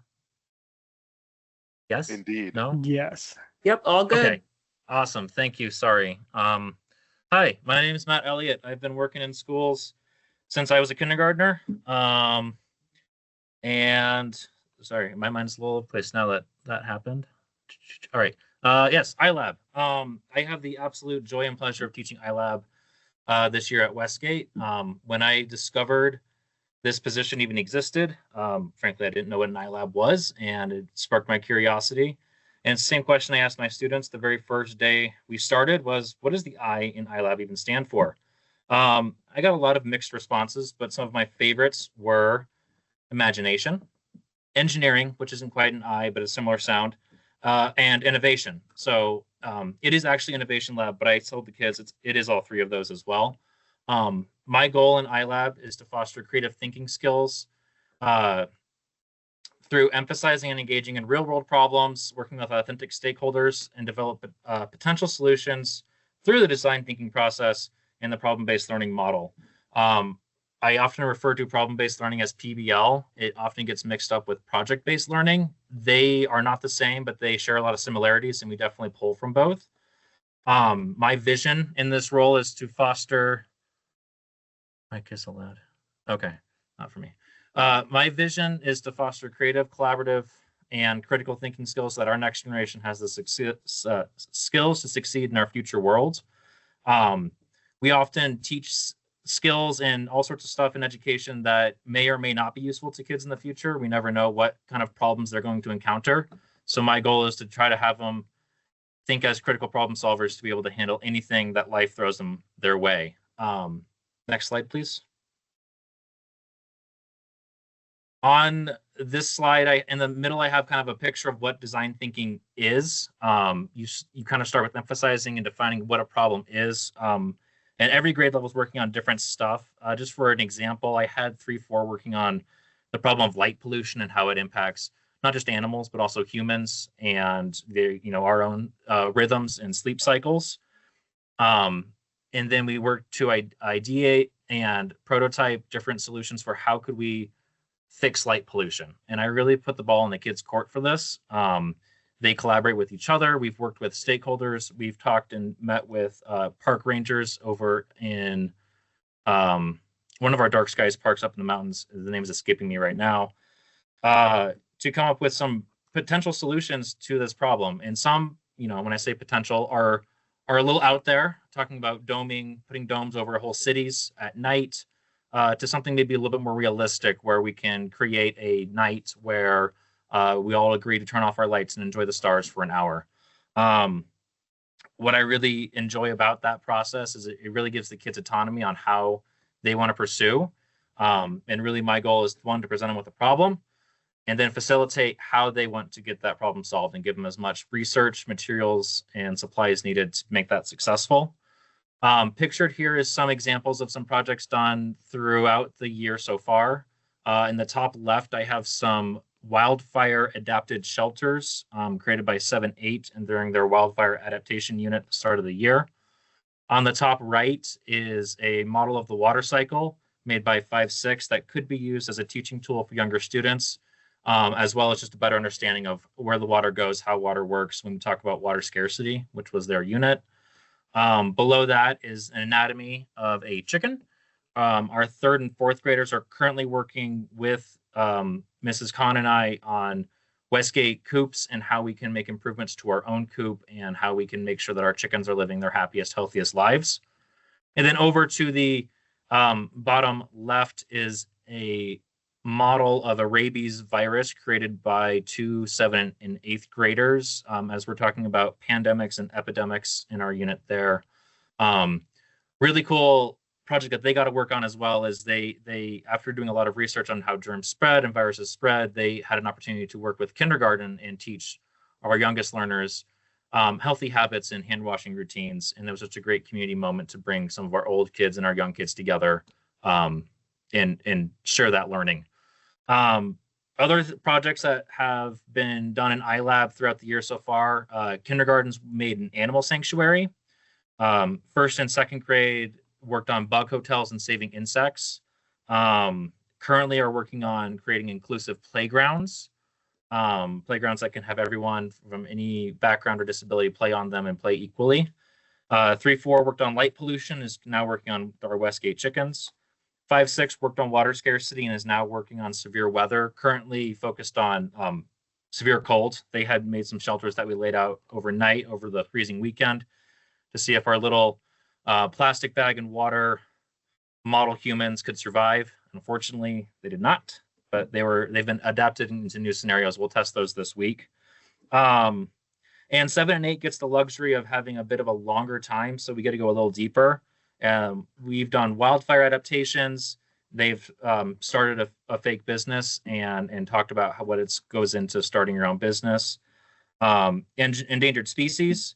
Getting your first job was a really fun one that the middle school did, where they ended up creating their own resumes. And we partnered with high school to have mock interviews, and we gotta kind of see if these high schoolers would hire some of our middle schoolers to jobs. Most of them got hired, which was great. And currently, middle school is working on pandemics and epidemics, where hand washing is obviously a key part of that, and it goes a lot deeper as well. 7A also gets the joy of we do a longer unit for like 6 weeks, and then there's a shorter time, a 3 or a 2 week period after, before the end of the quarter. And I really try to give them the autonomy there and have them discuss on current problems that they're experiencing that they would like to have a say in how they solve. We collaborate together and come up with a group consensus on which one we want to tackle. And then we work really hard and really well together on creating a unit quickly to meet what their problem is and how we can try to solve it. That's where the starting a business and the getting a first job inspiration came from. iLab's a pretty unique classroom at a pretty unique school, and I feel pretty blessed to be here. Thank you for your time.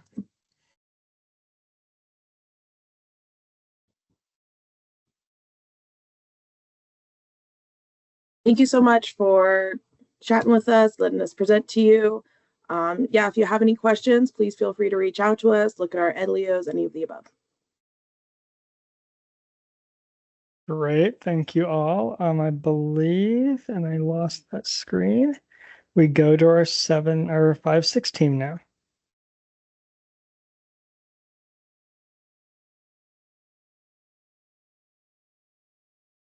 Hello, everyone, and welcome to the 5-6 team. We're going to, first of all, introduce ourselves, and then we'll go through some different things that we are doing in our pod, and then the curriculum. I am Ms. Calder. I have been at Westgate for 3 years. I teach 6th grade ELA, math, and social studies. This is my 31st year of teaching, hard to believe. I've taught in Kansas, Iowa, Nebraska, and now Colorado. I've taught special education, middle school, just about everything. But I love being at Westgate, and it's a great place for learning and challenging students. I'm going to turn it over to Miss Lounsbury. Hello, I'm Miss Lounsbury. I'm Christine Lounsbury. This is my 10th year teaching, and my 2nd year here at Westgate. I have taught a variety of different grade levels and subjects, including 5th grade, 4th grade, and 3rd grade. I am very much enjoying teaching in our 5-6 pod and being able to primarily focus on 6th grade. I will now pass this over to, I think, Mr. McGinnis.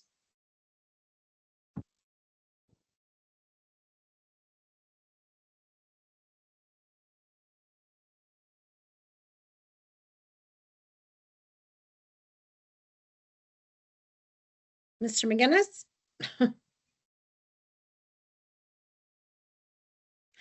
Okay, we'll come back to him. Miss Miller, would you like to introduce yourself, please?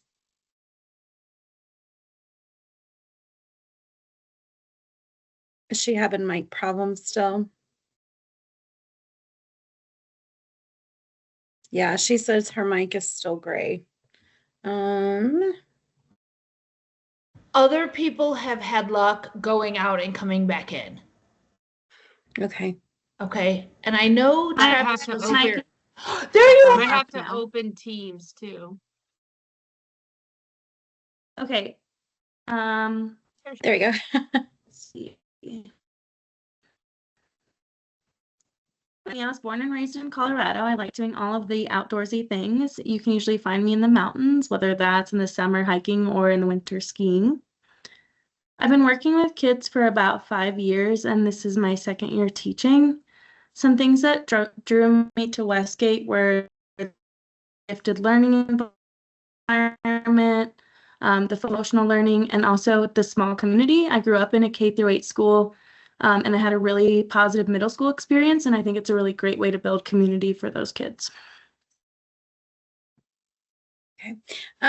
If Travis shows back up, we'll come back to him. Travis shouldn't be new to any of you. He's been at Westgate and then left, and he's back, and he has kiddos in Westgate as well. We'll let him speak when he comes.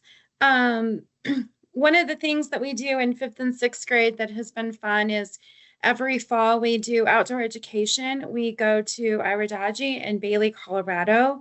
The things we work on, it's a lot of team building.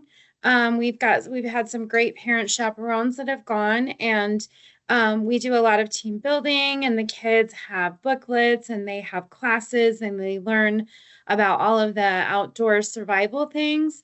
And the kids get to earn beads, and they so for everything that they complete, they'll earn a bead. And then at the end of our stay, excuse me, if the kids earn enough beads, then they get to earn their bear claws. And this year the kids just absolutely loved it, and we're so proud of all of their beads and bear claws that they earned. And it was really awesome to see. It's just a great experience just to go out and connect with nature. We get to experience the kids in a different light, which is really great. And just it's a wonderful time. I think I saw Travis come on. Travis, did you want to go back and introduce yourself? Maybe. Okay, Travis, when you're ready, let me know. Another thing that we do in the 5-6 pod for part of our service learning is we put on the Halloween carnival. And the 5th, 6th graders put it on for the K-4 students. There's a lot of planning that goes on, and it's involved. And I think the biggest highlight that I know that I've seen with the kids preparing for the Halloween carnival is the pride that they take on. They absolutely adore doing something for the K-4 students, and they love being creative and marketing their projects, and it's just a wonderful time. I know Mrs. Khan now, she was very instrumental in helping us prepare and plan and organize things, and just be a great facilitator and support in this process. And every year we look back and we think about, okay, so what went well, what do we need to improve on, and we continue to do that. But it's a great service learning project for our students, and everybody really enjoys it. We changed it up a little bit this year where we had more of a set time for like the kindergartners and the 1st and 2nd graders and the 3rd and 4th graders, so that the kindergartners weren't getting overwhelmed with all the things. And that worked a lot better this year. And I think everybody was able to enjoy all of the special projects that our students created.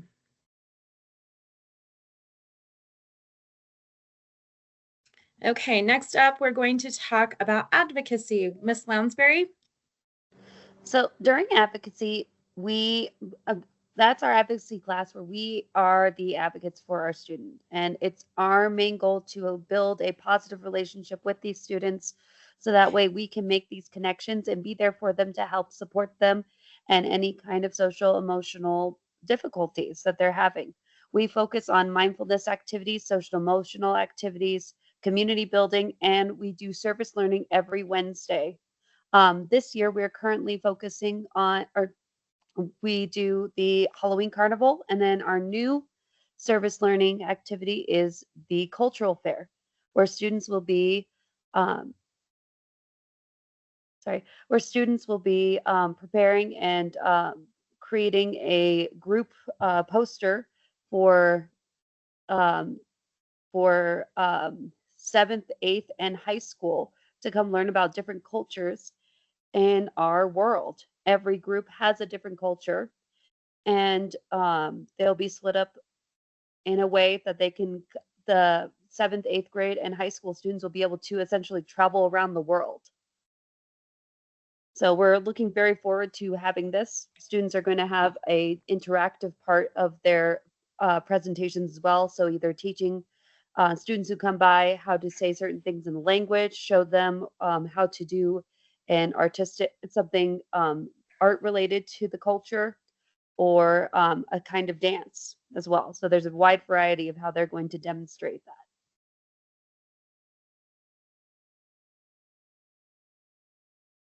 Since I don't, I'm right here. Yay! There we go. Our daily schedule, they come in, we do the morning circle part of our advocacy. It's 15 minutes, get to specials. And then we make the long haul of 2.5 hours of language arts and math, working in some brain breaks there before we let them outside for recess, bring them back in for academic lab, which is where they're supposed to focus on something academic, whether it be finishing work they didn't complete in one of their content area classes or enjoy reading. And then the afternoon, we break into science and social studies and finish up the day. Where are we at? Who teaches what? Kelly.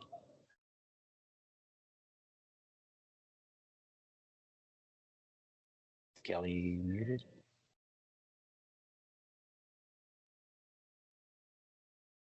So Kelly, the new addition to our team, is teamed up with me for 5th grade, teaching language arts classes and math classes, since we made the adjustment to have teachers focus more on the grades, as Miss Lounsbury and Miss Calder take on the 6th grade content areas. And so now that it leaves us with mainly just overlapping through our advocacies. And Miss Lounsbury? Fifth and 6th grade language arts. Where are we at? Oh, I just got it now. So in 5th and 6th grade, we are now doing the new curriculum, which is HMH. It covers 10 modules. Each module is 3 weeks and has a similar theme within those 3 weeks. Students work on reading and writing curriculum in this model. Students have access to a digital textbook as well as having a hands-on textbook where they're able to read through, highlight, and practice different skills. Writing is done through the same program, and it's very cross-curricular. I can tell you, for instance, in 6th grade, we are focusing on a nonfiction, more science-based unit at the moment, based off of under the sea exploration and going through the research process of finding out about different creatures. And that's going to be what their writing is. Yeah. Excellent. So in math, for 5th grade, as you can see, Q1, we start off, we pretty much just build off of what they've been cycling and just take it to a new level than what they've done, in 3rd and 4th grade, getting all the place values involved, getting all the decimals and fractions before we finish up the year with graphing, geometry, more of what I think the kids call the fun stuff. And in 6th grade math, you can see how the curriculum progresses. Ms. Lounsbury and I have teamed up with Ms. Kandari, and we have started doing Rocket Math, working on math fluency with the students.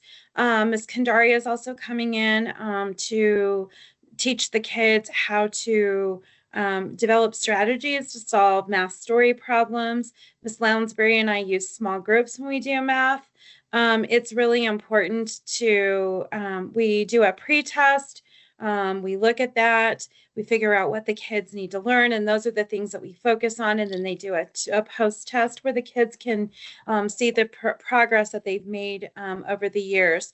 In Big Ideas, there's a lot of awesome things that in the curriculum where they have skills trainers. We still learn stuff just like the HMH curriculum. We are learning new things digitally that we can implement with the students. So Ms. Lounsbury and I have given the kids part of their math class is to work on skills trainer, and that's something that we encourage them to do at home. And we let the parents know that as well, because just to keep those math skills flowing. We also do some different projects and stuff in math just to bring those math skills to real life learning. Excellent. All right, so 5th grade social studies. Having fun building and trying to improve things as we go, as we see how North America became what it is today. First through the different perspectives of the indigenous that dwelled in the different regions, and slowly how it shaped as Europeans came over, and the impact that they had on one another and those effects. And currently excited that for a field trip, we are going to Young Ameritown to build off of personal finance and economics and civics, which I hope will cross over as I simulate colonial life as best I can in the classroom. We have tobacco as a currency while talking about how bad tobacco is for you. And, really just trying to get them invested in just how, I guess, we all know how morally wrong, African slavery and things like that, while at the same time understanding how the colonies were even built on tobacco, and understanding those different perspectives and the dilemma that came, that would definitely move down the road to lead us into the kind of nation we've become. So trying to make it fun and engaging so that it's an experience that'll get them talking at home, and excited to appreciate, I guess, the sacrifices and the struggles and the things that were overcome, and the things that we're still aware of on how things are the way they're today, and what we could be doing about it now as citizens. Kelly, or did you figure out your mic thing yet? Is she able to get on? All right. Do we want to hop back if she comes on? One thing that I want to say is Kelly is working really hard. Very hard. Is she in? Kelly and Miss Lounsbury have been working really hard to kind of connect that 5th, 6th science curriculum. And Kelly, being new, she's learning the students. And I know one of the things that the kids have been working on is lately, right now, they've been working on planet books, and the kids just love them. And I know during Carline, they had them out and they created a game with them, which was pretty cool. So I think that Kelly is learning the curriculum, and she's doing a lot of different projects. And I know that when we do our morning circle, the students, I'm like, one of the questions was, what are you looking forward to today? And a lot of the 5th graders were like, science. So I think some really great things are going on. I can tell you that because Kelly and I have been working together to make sure that we are covering things together, both 5th and 6th. And in 5th grade right now, they've moved on from different planet system and are moving on to the different spheres, hydrosphere, geosphere, atmosphere, and biosphere. And so right now that's going to be where they're diving into the Earth and all the Earth systems. And after that, it's going to be more about the different ecological Sorry. connections between all the systems and how the humans have an impact on science, or not on science, sorry, how humans have an impact on the ecosystem and all the different biospheres in the fourth quarter. Kelly, I Awesome, want to apologize. Oh, you're here. Yay. Finally, I'm sorry about that. Having to go in and out to get my mic to work, so I apologize that I missed that. Thank you guys for covering for me. Yeah, like Lansbury said, next we're gonna go more into the Earth spheres, and the kids are gonna do like a little project where they come up with what each sphere looks like and they fill it in, and then they're gonna create of like a model of it as well. So yeah. Awesome. Thanks, Kelly. I do sixth grade social studies. We start out the year looking at geography and the 5 themes of geography. One of the things I love to do in social studies is bring song into social studies, and they love the 5 themes of geography song. When they first see it, they're like, what? And then by the end of the day, or I'll hear them sing it, or they'll ask, hey, can we listen to 5 themes of geography? I was like, see, it's awesome. So we focus a lot on geography, looking at all of the map skills, the different types of maps. Then we move into ancient civilizations, specifically Mesoamerica. And then we move into early Native Americans, and I gave them a choice board of how they wanted to. So what they did is they picked a different Native American group, and they had a choice board where they got to choose how they presented their research. And like Mr. McGinnis said earlier, I am just beyond excited to go to Young Ameritown this year. So Mr. McGinnis and I have had the opportunity to plan and build that curriculum. So we started that this week, and the kids are so excited and they're mesmerized, and that's looking at more of the economics and the civics part of social studies. So we'll do that curriculum, go to Young Ameritown, and then come back, and I'll continue working on the economics and civics part of social studies. One thing that I love to do in social studies class is I don't want kids to be like, oh, this is boring, we're listening to a lecture. I think it's really important you get the information out and then you present it. You give them an opportunity to do a project or present it in a different way, and the kids absolutely love it. One of the things we did last Friday is tying up the history part. I had them write a weird postcard, and I said, pretend you are a weed, an animal, a disease, and you're writing a postcard home to your ancestors to tell them how things went. And they looked at me like, what? And I go, it's a weird postcard. And some of the things that they created and they wrote, I was laughing. It was really awesome to see. So I think projects are so important in social studies class. And I do science in 6th grade. In 6th grade, we mainly focus on earth science. As I tell the students, I teach them about the earth from the inside out. So we start the year talking about the layers of the earth and tectonic plates and the natural disasters that are connected to tectonic plates. Then we discuss rocks and what the crust is made of and how weathering and erosion help shape what it looks like. We're currently talking about the atmosphere, weather, and climate. And students, we did a cross-curricular activity where students learned mean, median, and mode, so that way they could calculate the average temperature or the climate of each state in the United States. And then we were able to post them all up on the back of the room, and they were able to organically make a data point called a box and whisker plot and be able to see where the range of our country's weather is and where the majority of our weather is. Next, we'll move on to our position in space, where we are in the solar system, how different objects interact with us in space, and how then gravity interacts with us. And then finally, how all of that connects with our geologic time scale and how we use fossils to be able to identify not only where in the earth something was, but how we can identify how old something is based off of the different layers in the earth that it was. And I think that's the last slide. So if you have any questions, please feel free to ask or email us, or come and stop by. We love having visitors. Yeah, so from the 516, we just want to say thank you for your support and doing all of the things that you do so that we can do what we love to do, and that's teaching the kiddos. So we appreciate you and thank you.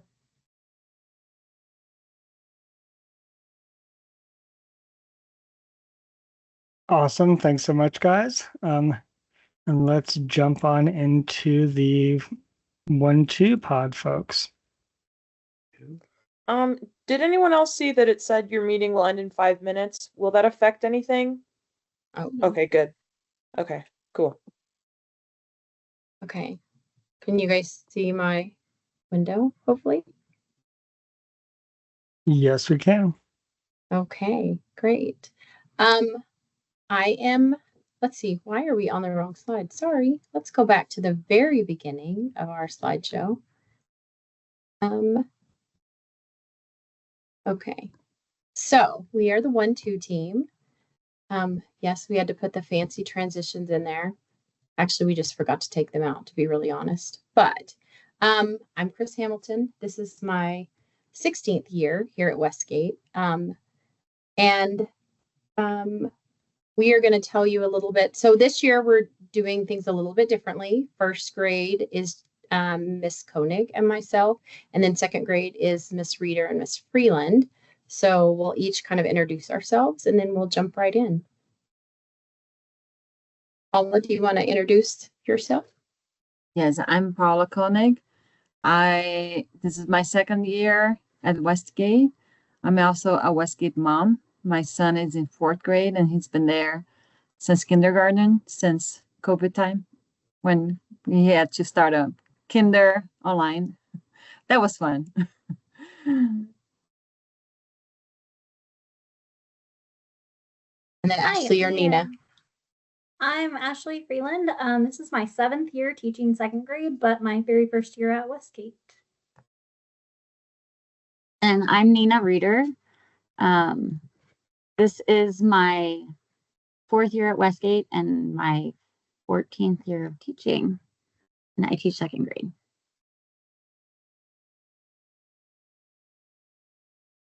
Right, so we're going to go ahead and start with whole child.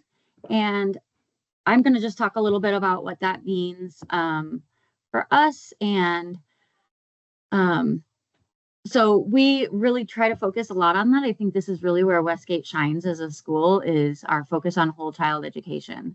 So we just included a few pictures of our kiddos, and because while we really do focus on rigorous academics, we also want to focus on just growing them up as a whole child, on their social emotional health, their physical health, their academic well-being and mental health, and making them good citizens of the world through service learning and environmental education. And each of these parts is important to us, and we do try to prioritize it as much as we can. Obviously, we spend more time on academics. Sorry. Nope, cut me off, Hamilton. You know I can talk. No, I thought we had another slide, so that was just me. That's You're doing a fantastic job. All right, are we ready to go to the next one? Yeah, you can switch. Okay, so advocacy is a time where we get to spend with our class and really focus on these things. In the month of February, we're focusing on empathy and kindness. And then through the rest of the school year, we'll focus on different topics during that advocacy time. And it can look different. A lot of times it's a read aloud or an activity that the kids are doing. So here are some of the things that we're going to be working on. And we are also utilizing the SPOT curriculum in the K-1-2 area this year, which is really helpful in teaching kids about their emotions and a lot of these advocacy topics. And go back one, Hamilton. I just have to jump in and say I took that picture in my classroom of the students. The little boy that's sitting down was crying, and he had a little crowd of kids around him, comforting him and showing him empathy. And I just thought that it was so Westgate. I love it so much. Very appropriate, yeah. Okay, Ms. Koenig. So at Westgate, we don't exchange Valentines like other schools do. We focus on learning the the love languages, which is like words of affirmation, quality time, acts of services, gift giving. And then on Friday, we'll go on Thursday, actually, during the whole weekend, actually, we are going to make cards and we are going to, on Friday, deliver them. First grader are going to Future Forward, which is right across the street from us. Mrs. Rita's class is going to DMF, which is also close by. And Miss Freeland's class is going to Murphy's, which is like a block away. So we'll go and deliver those cards throughout the whole week. We're going to talk about how can you be kind? What is like spending, what is quality time? Spending time with family or acts of services. What can you do to help others? And also we will be collecting non-perishables for a precious child. Each class has a goal of 65 cans, and we are hoping to get more.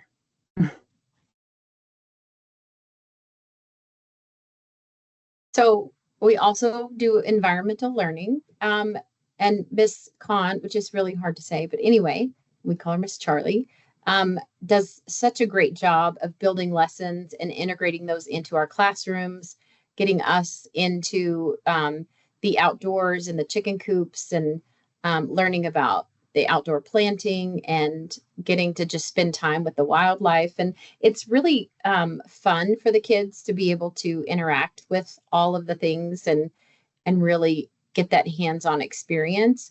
But it's also nice when she comes into the classroom and brings the chicks and brings Opal and really gives them the hands-on experience with all of the different creatures that we have. Sometimes these creatures go on little adventures of their own, but it's really nice for her to come in and give that perspective. And she does such a wonderful job teaching our kiddos, and they absolutely just eat it up and love every minute of it. There's Miss Freeland held a snake for the first time, and this is in our classroom when she came in and brought the chicks, and the kids got to learn how to hold the chick. And I think it's really important for kids to be able to do that, because how many kids can say when they were in elementary school that they got to have chicks in their classrooms and get to hold them and learn about them and name them? And so it just gives our kids such ownership in all of it, and makes them feel like they're a part of it. And these are just some of the different activities that we do with it. We do coop time. We get to identify the different chickens.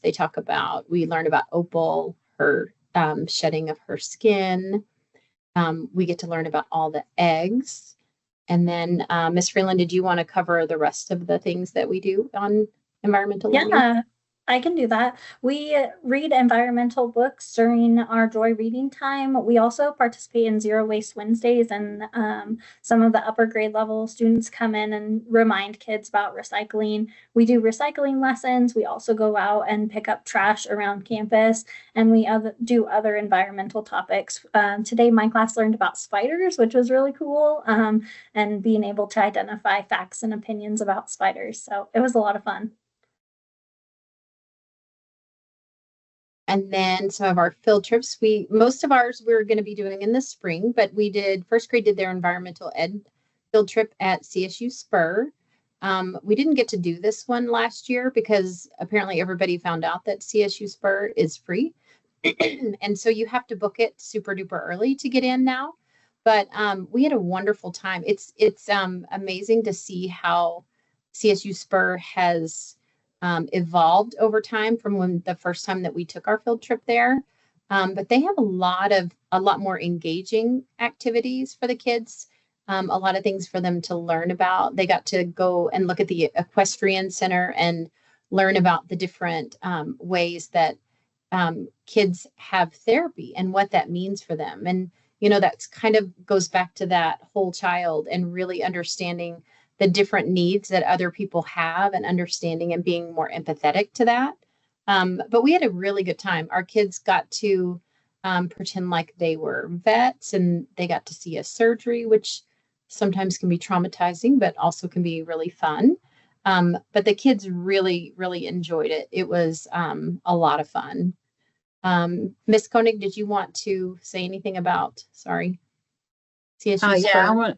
I want to say really quickly about the kids got to play vets, and they had like PAT that they have to take care of, and they have to read what's the problem and what's like they need to do, and they like work together so well to like figure it out and take care of the PAT. And it was really nice to see how engaged it was for them. The whole field trip was really amazing. It was my first time going as well, so I was really impressed with that. Coming up, if you want, yeah, here we go. It's just like kindergartner. We're going to Lilo the Crocodile in May. We're very excited about it. And we are waiting to hear back from Hudson Garden and Botanical Garden. Hopefully they will work out for us as well for April and May.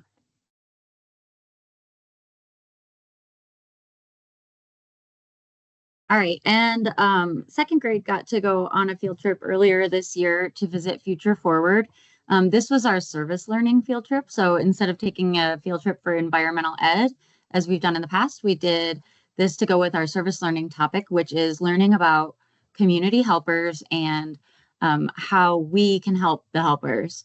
So it was tied great in with our social studies units as well and science units as well. So that was really great. If you've never been to Future Forward, it's such a cool place. So the kids got a complete tour, and it was very well organized. They split us into groups, and we got to see a variety of things, some of which you can see in our pictures. They got to see kids that are learning to be firefighters, police officers, and the high schoolers gave a little bit of a presentation and did demonstrations for us. There's a veterinary program, so there were we got to see some models of animals and how they trim nails or check heart rates and things like that. There's a CSI department, and the students all got their fingerprints dusted, and that was pretty cool. And they showed a black light. There was physical therapy students, high school students, who told us about what they did, and then our classes got to try out some of their equipment. We got to see a welding class, and a couple of the Future Forward students were able to melt some metal with their welding tools, and that was a great little tie-in. I was very excited because it tied into our science unit, which is about matter and materials we'll talk about later, but it was like turning a solid into a liquid by adding a lot of high heat. So that was pretty cool.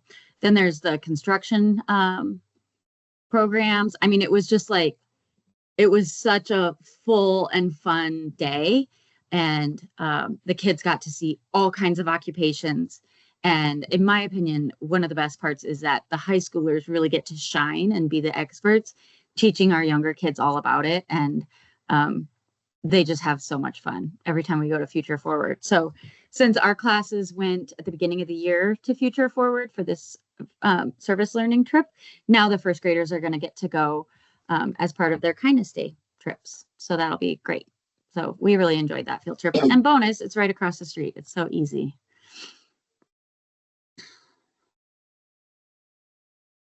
So back in the fall, our kids participated in the fun run, and it was a blast. I think overall our pod ran over 600 laps altogether, but the kids really had a good time, and they enjoyed cheering on the other grade levels as well. So we were out there cheering them on, and then we would run, and then we would cheer. So it was really a great experience for the kids, and they really enjoyed raising money for the music department.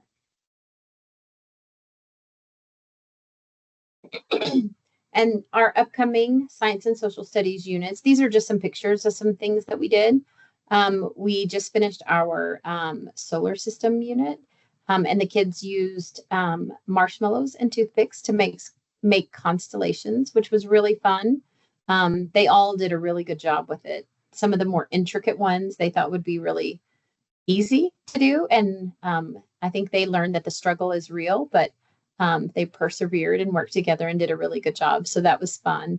And then the pictures in the middle, we had the kids go out in the morning, and they had to trace their body the shadow in the morning, and then they went out in the afternoon and they had to stand in the same spot and then retrace their shadow. And we talked about how their shadow moved and what caused that to happen. So those are just some fun activities that we've done so far this year. And then these are some of the things that we have going on. Last year, we did the 7 Habits for Healthy Kids by Sean Covey, I believe is how you pronounce it. But they're really good habits for kids. And last year we did them at the end of the year, but this year we put it at the very beginning of the year because we thought these would be some really good habits to build for the entire school year.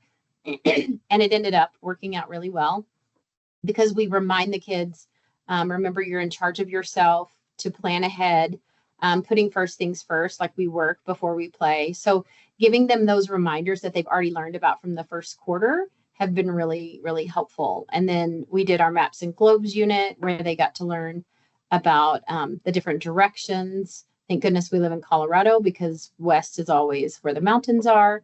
But we also got to incorporate that again when we went into talking about the sun rises in the east and sets in the west. And then when we started talking about the solar system and all of those kinds of things, everything just kind of came full circle, which was really helpful.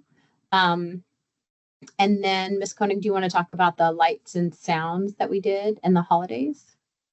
Yes, please. I just want to say the kids did get to eat the marshmallows, so they were really excited about that. What was left after they? Yeah.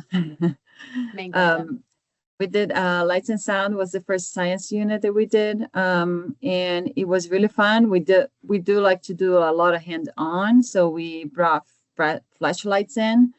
We had some experiments with shadows, and we learned about opaque and transparent, translucent. Talk about what the lights tells us in the sounds. We went outside, played red light, green light. We also had a dark box that there was a message at the bottom, and then we have to experience how much light do we need to read the message clearly. That was really fun as well.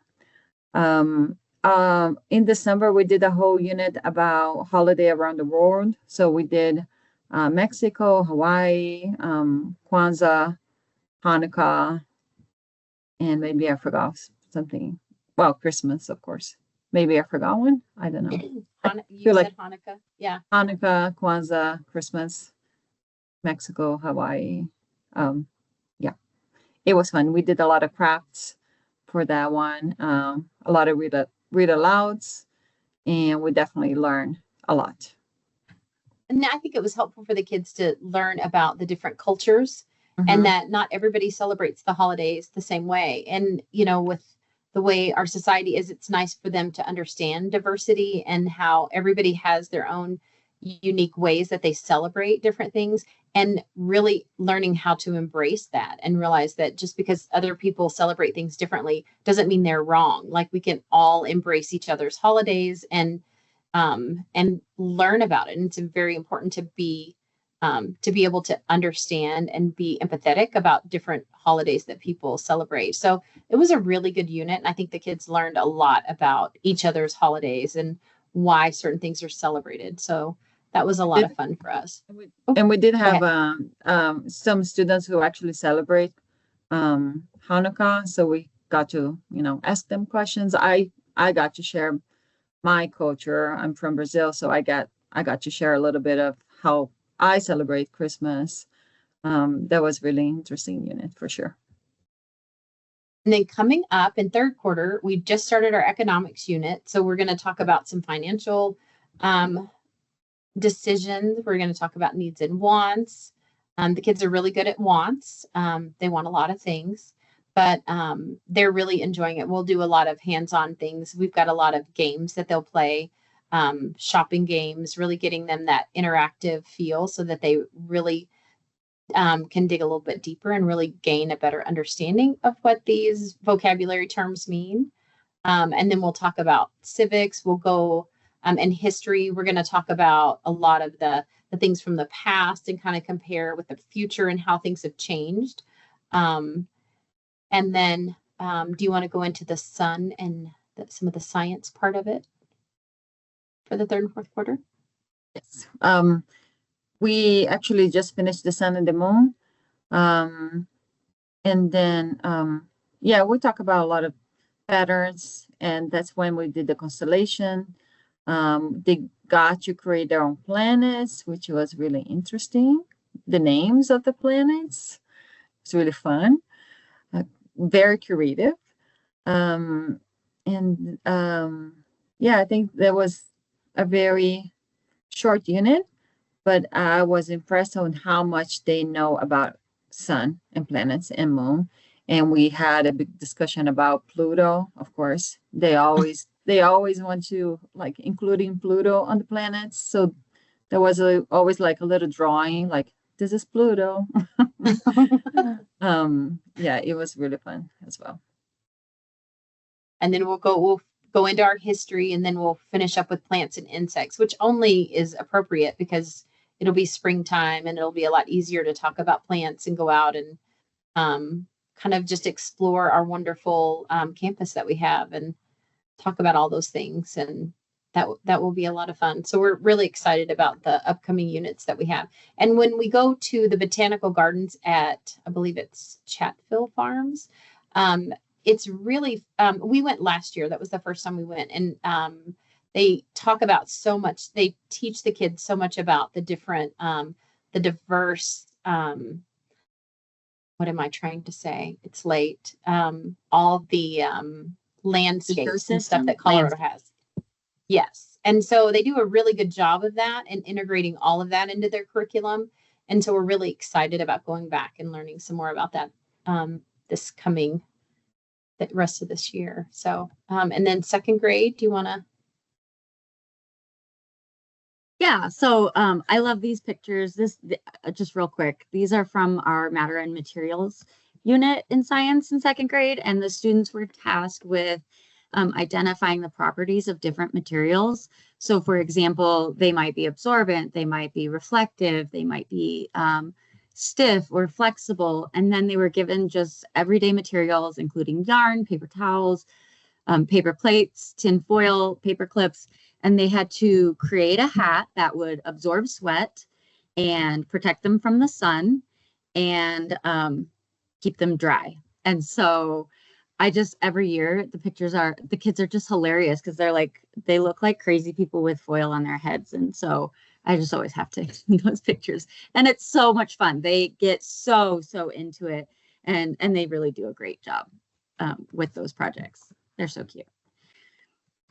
So in first quarter, we talked about, we do one social studies unit and one science unit in each quarter generally.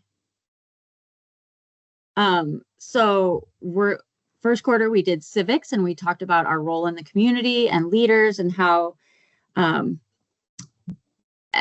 we choose our leaders. And then we learned about life science and we did biodiversity and ecosystems. So we learned about animal habitats, and we learned about how plants and animals depend on each other. Then in second quarter, we learned about geography and maps and how to read a map and the purpose of maps. Then, as I said, we showed you some cute pictures from our matter and materials unit. We also learned about states of matter and how matter can change from one state to another. We just finished our history unit on our community in the past and comparing communities in the past to what we're seeing now. And the students are doing a great job of using words and identifying that just because a picture's in black and white doesn't mean it doesn't really tell you a whole lot about history. So they're doing a great job of noticing and using their primary sources to learn about history. And then we just started our conflict and cooperation unit. And this is one where students are going to learn about how groups make decisions. So elections and how groups make compromises, or differing people form treaties to come to an agreement on things. Then we will get into a real short unit on economics, and we'll learn about goods and services and financial decision making and opportunity cost and things like that. Our last science unit is about Earth surface changes. So we'll learn about erosion and volcanoes and earthquakes and the ways that the Earth's surface changes and through weathering and so on. And then in fourth quarter, we will be doing our passion projects that everybody knows and loves and comes to expect from second grade at Westgate. And the kids will research a topic of their choice, and then they will write some paragraphs about it, and then create a presentation and present it to the class. So it hits a whole bunch of standards for second grade all in one, and the kids love it. And some of them have been asking me all school year, when are we doing passion projects? They all know and are excited for it. So that's how we always finish out the year in second grade. And I think that's it. I think we're done. I know we're really behind. Sorry if we took extra long. We'll let you move on to high school. Thank you. Okay, everybody, let's wake up. Okay, we are almost there. We're gonna be quick. Let me see if I can get this. Watch it be my. Sorry, y'all. We're gonna be quick, but like actually be quick, not people who say they're quick. Hold on, not Amanda. quick. If I can find this thing, All it's right. gonna be super quick. We're gonna hit it from the beginning. Can we see these beautiful bald heads? Good to go. Okay, then I am going to hand it off to my amazing team. I do want to make a quick note that the only person not pictured here is our brand new Spanish teacher. So I'm so sorry, Miss Wilmot. Sorry. You'll just have to join us for our next Halloween, where we'll do even bigger and better things with our outfits and choices. So stick around and we'll see. But anyway, without further ado, here we go. If it lets me. Shoot, there we go. Okay. So I'm Amy Schneider. I'm the high school science teacher. This is my 6th year at Westgate and my 9th year of teaching. So freshmen always do earth science. We spend semester 1 on planet-based resources, including doing debates about fracking and whether or not students believe fracking should exist in Colorado and the pros and cons. And they really get to see both sides of the argument. Then we are currently in outer space, and we're talking about like cosmic background radiation and the expansion of the universe. As we go through both semesters, we talk about human impacts on all of the systems we're talking about. Sophomores spend the year doing biology. They have their first semester where they're learning cellular chemistry and things like that. Semester 2 is genetics, heredity, and evolution. We just started on this unit. And we're talking, this week we're doing a mitosis lab using Twizzlers and mini marshmallows to model what happens with the chromosomes in the cells, and the kids love it. It's the only lab they get to eat. Chemistry is for juniors. They spend semester 1 learning about the periodic table. They get an introduction to quantum numbers. Semester 2, we're talking about how now that we understand all those atoms, how they interact together in a 3-dimensional environment that we actually live in, and how they bond and how they react. We're also starting to gear up for, in March, we team up with the kindergarten class, and the juniors go outside and make chemistry fun for kindergartners with Diet Coke and Mentos, dancing raisins, the black pepper experiment, and elephant toothpaste is the final big messy shebang. They have a lot of fun with that. And this year, my elective this semester is health. So I've got a mix of freshmen and juniors. I can't see anybody because I'm sharing, so I hope you can see my screen okay. Okay, I don't know if it'll let me. There we go. Okay. Perfect. Hi, I'm Amanda Novello. I am, this is my 6th year at Westgate, formerly Amanda Matthews, for those of you who have been here a while. Yeah, English 9 is English composition, just basics. English 10 is world literature, so looking at it from lenses through all different cultures and angles. And English 11 is American literature, so American drama focus, and then really focusing on SAT prep, stream of consciousness, and narrative writing to help with college essays coming up for the junior class. So that is me. Thank you. Can you hear me okay?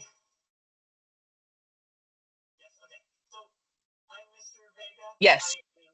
High school math teacher. This is my 2nd year teaching and my 1st year at Westgate. I absolutely love being here.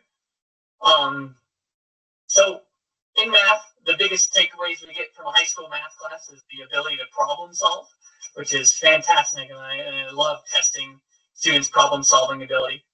I teach 3 courses. I do Algebra 1, Geometry, and Algebra 2. Algebra 1 and Algebra 2 have a lot of overlap. We just go a lot deeper in a lot of these concepts with Algebra 2.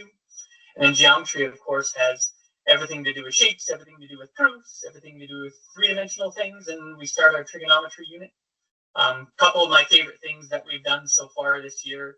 I like to try to find projects to do instead of tests that are pretty typical in math whenever applicable. Right now in Algebra 2, we're doing like a small finance unit, and the kids are really sucking it up because they love it because it's something they feel that has meaning to them, is like really applicable to them. We're in the middle of an exponential unit, and we're learning about compound interest and percentage changes of things. So they're kind of looking at their own bank accounts that they all having starting. They're looking at credit cards they're getting, theoretically buying and purchasing big purchases and seeing what that's kind of look like. So it's a very fun unit. Earlier on this year, we did a quadratics unit where we built catapults in class, and we were mapping the trajectory of little foam balls with our catapults, and they're modeled by quadratic equations, and we have a lot of fun. Thank you.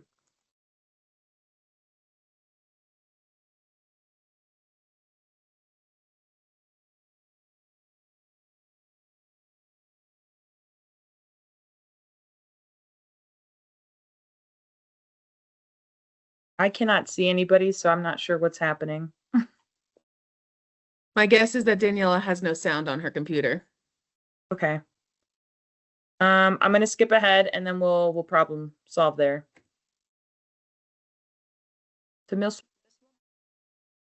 Hi, can you hear me? Yep. Perfect. I'm Lindsay Wilmot. I am just brand new to Westgate, and I love it. I feel so included and so supported, and it's just been a really seamless transition for me. I just moved from Idaho to Colorado, and I've been teaching for 22 years. I've taught all levels of Spanish. Most recently, I taught for AP and a level above. And now I have the pleasure of teaching the babies, and I get to do 1 and 2, and I love it so much. So in quarter 3 for Spanish 1, we're looking at schools around the Spanish-speaking world. And what I love about this unit is students really get to focus on the vocabulary aspect of it, but really the cultural piece. And we get to do a lot of comparing and contrasting, like what our school day looks like and what our school looks like versus different areas around the Spanish-speaking world. We looked at videos today about different products and initiatives in Colombia and Peru and some other different Spanish-speaking countries of how governments have created programs to allow students to access education more easily. And we've talked about, how sometimes we take for granted that we are able to just hop in the car and drive to school. And so anyways, that's something that we're working on in Spanish 1. Then we will go to food and do a big food unit. We'll do family and countries of focus. We will be looking at Mexico and Argentina. And then in quarter 4, we will be doing a house unit and chores, which, they will love, I'm sure. And then sports and hobbies, and countries of focus are Costa Rica and Panama. In Spanish 2, I adore all of these kids. I think they're just so great. They're really passionate and excited about learning, and that's just something that you can't really teach, but you hope for in a kid, that they come to school and they are ready to learn. So in Spanish 2 right now, we're working in our community unit and life in the city. I just got a brand new bulletin board, and the students are all drawing different pieces that we're going to make a big community and do different directions and look at Spanish-speaking countries and their communities, etc. We'll be doing a big travel unit and countries of focus there, Argentina and Costa Rica. And then next quarter, we're going to be doing a big fashion unit. I specifically love fashion, and They're going to do a fashion show. I've just got all kinds of really great plans for these kiddos. And then we will be doing a childhood unit and learning about past tense verbs, and we will look at Peru and Uruguay. Voila. Ta-da. Thank you. You're welcome. Miss Parisi, I'm going to try you one more time. I can't Can see you you hear guys, so I me? don't know. Perfect. Yay! Okay, I'm Miss Parisi. I teach social studies. It is my 7th year teaching, my first year here at Westgate. And here's just kind of an overview of what we are doing this year. I'll start with grade 9. Our first semester, we started with ancient Rome and kind of moved throughout the globe, looking at ancient empires in Islam, Africa, Asia. We started our semester 2 with Renaissance and Reformation. We just wrapped up our Muslim empires unit. And I'm hoping to get to the French Revolution. I'm very excited about that because it's my favorite thing to teach. Moving on to grade 10, semester 1, we started with kind of post-Civil War Reconstruction era challenges of the late 1800s, moving on and ending semester 1 with World War I and the 1920s. We started semester 2 with the Great Depression and the New Deal, and we just finished that up. We're moving into World War II now. And we just did a really nice summative assessment. It was cross-curricular with Ms. Novello's grade 10, so that was really nice to see. I'm hoping to move all the way into the era of change with U.S. history, hoping to get to the late 1970s. And if we can get beyond that, I would certainly be excited to do that. Grade 11, we have a split semester course. So semester 1 is government, and then semester 2 is personal financial literacy. So semester 1, we did really an overview of American government and civic engagement, and then moved into a deeper focus of the Constitution, and then kind of took an individual focus of each of the 3 branches of government. Semester 2 for personal financial literacy, we are looking at behavioral economies, consumer skills, budgeting, paying for college, career paths, and banking as well. And also kind of anything else they're interested in. That class has been a lot of fun so far, and I'm looking forward to the rest of the semester. In terms of electives, I taught a human geography course semester 1, really just looking at how humans interact with their environment. And then semester 2 is mythology, how different mythologies around the world and across times have fulfilled our function of belief systems. So yeah, I've really enjoyed my first semester here at Westgate. I'm looking forward to semester 2. Let me know if you have any questions.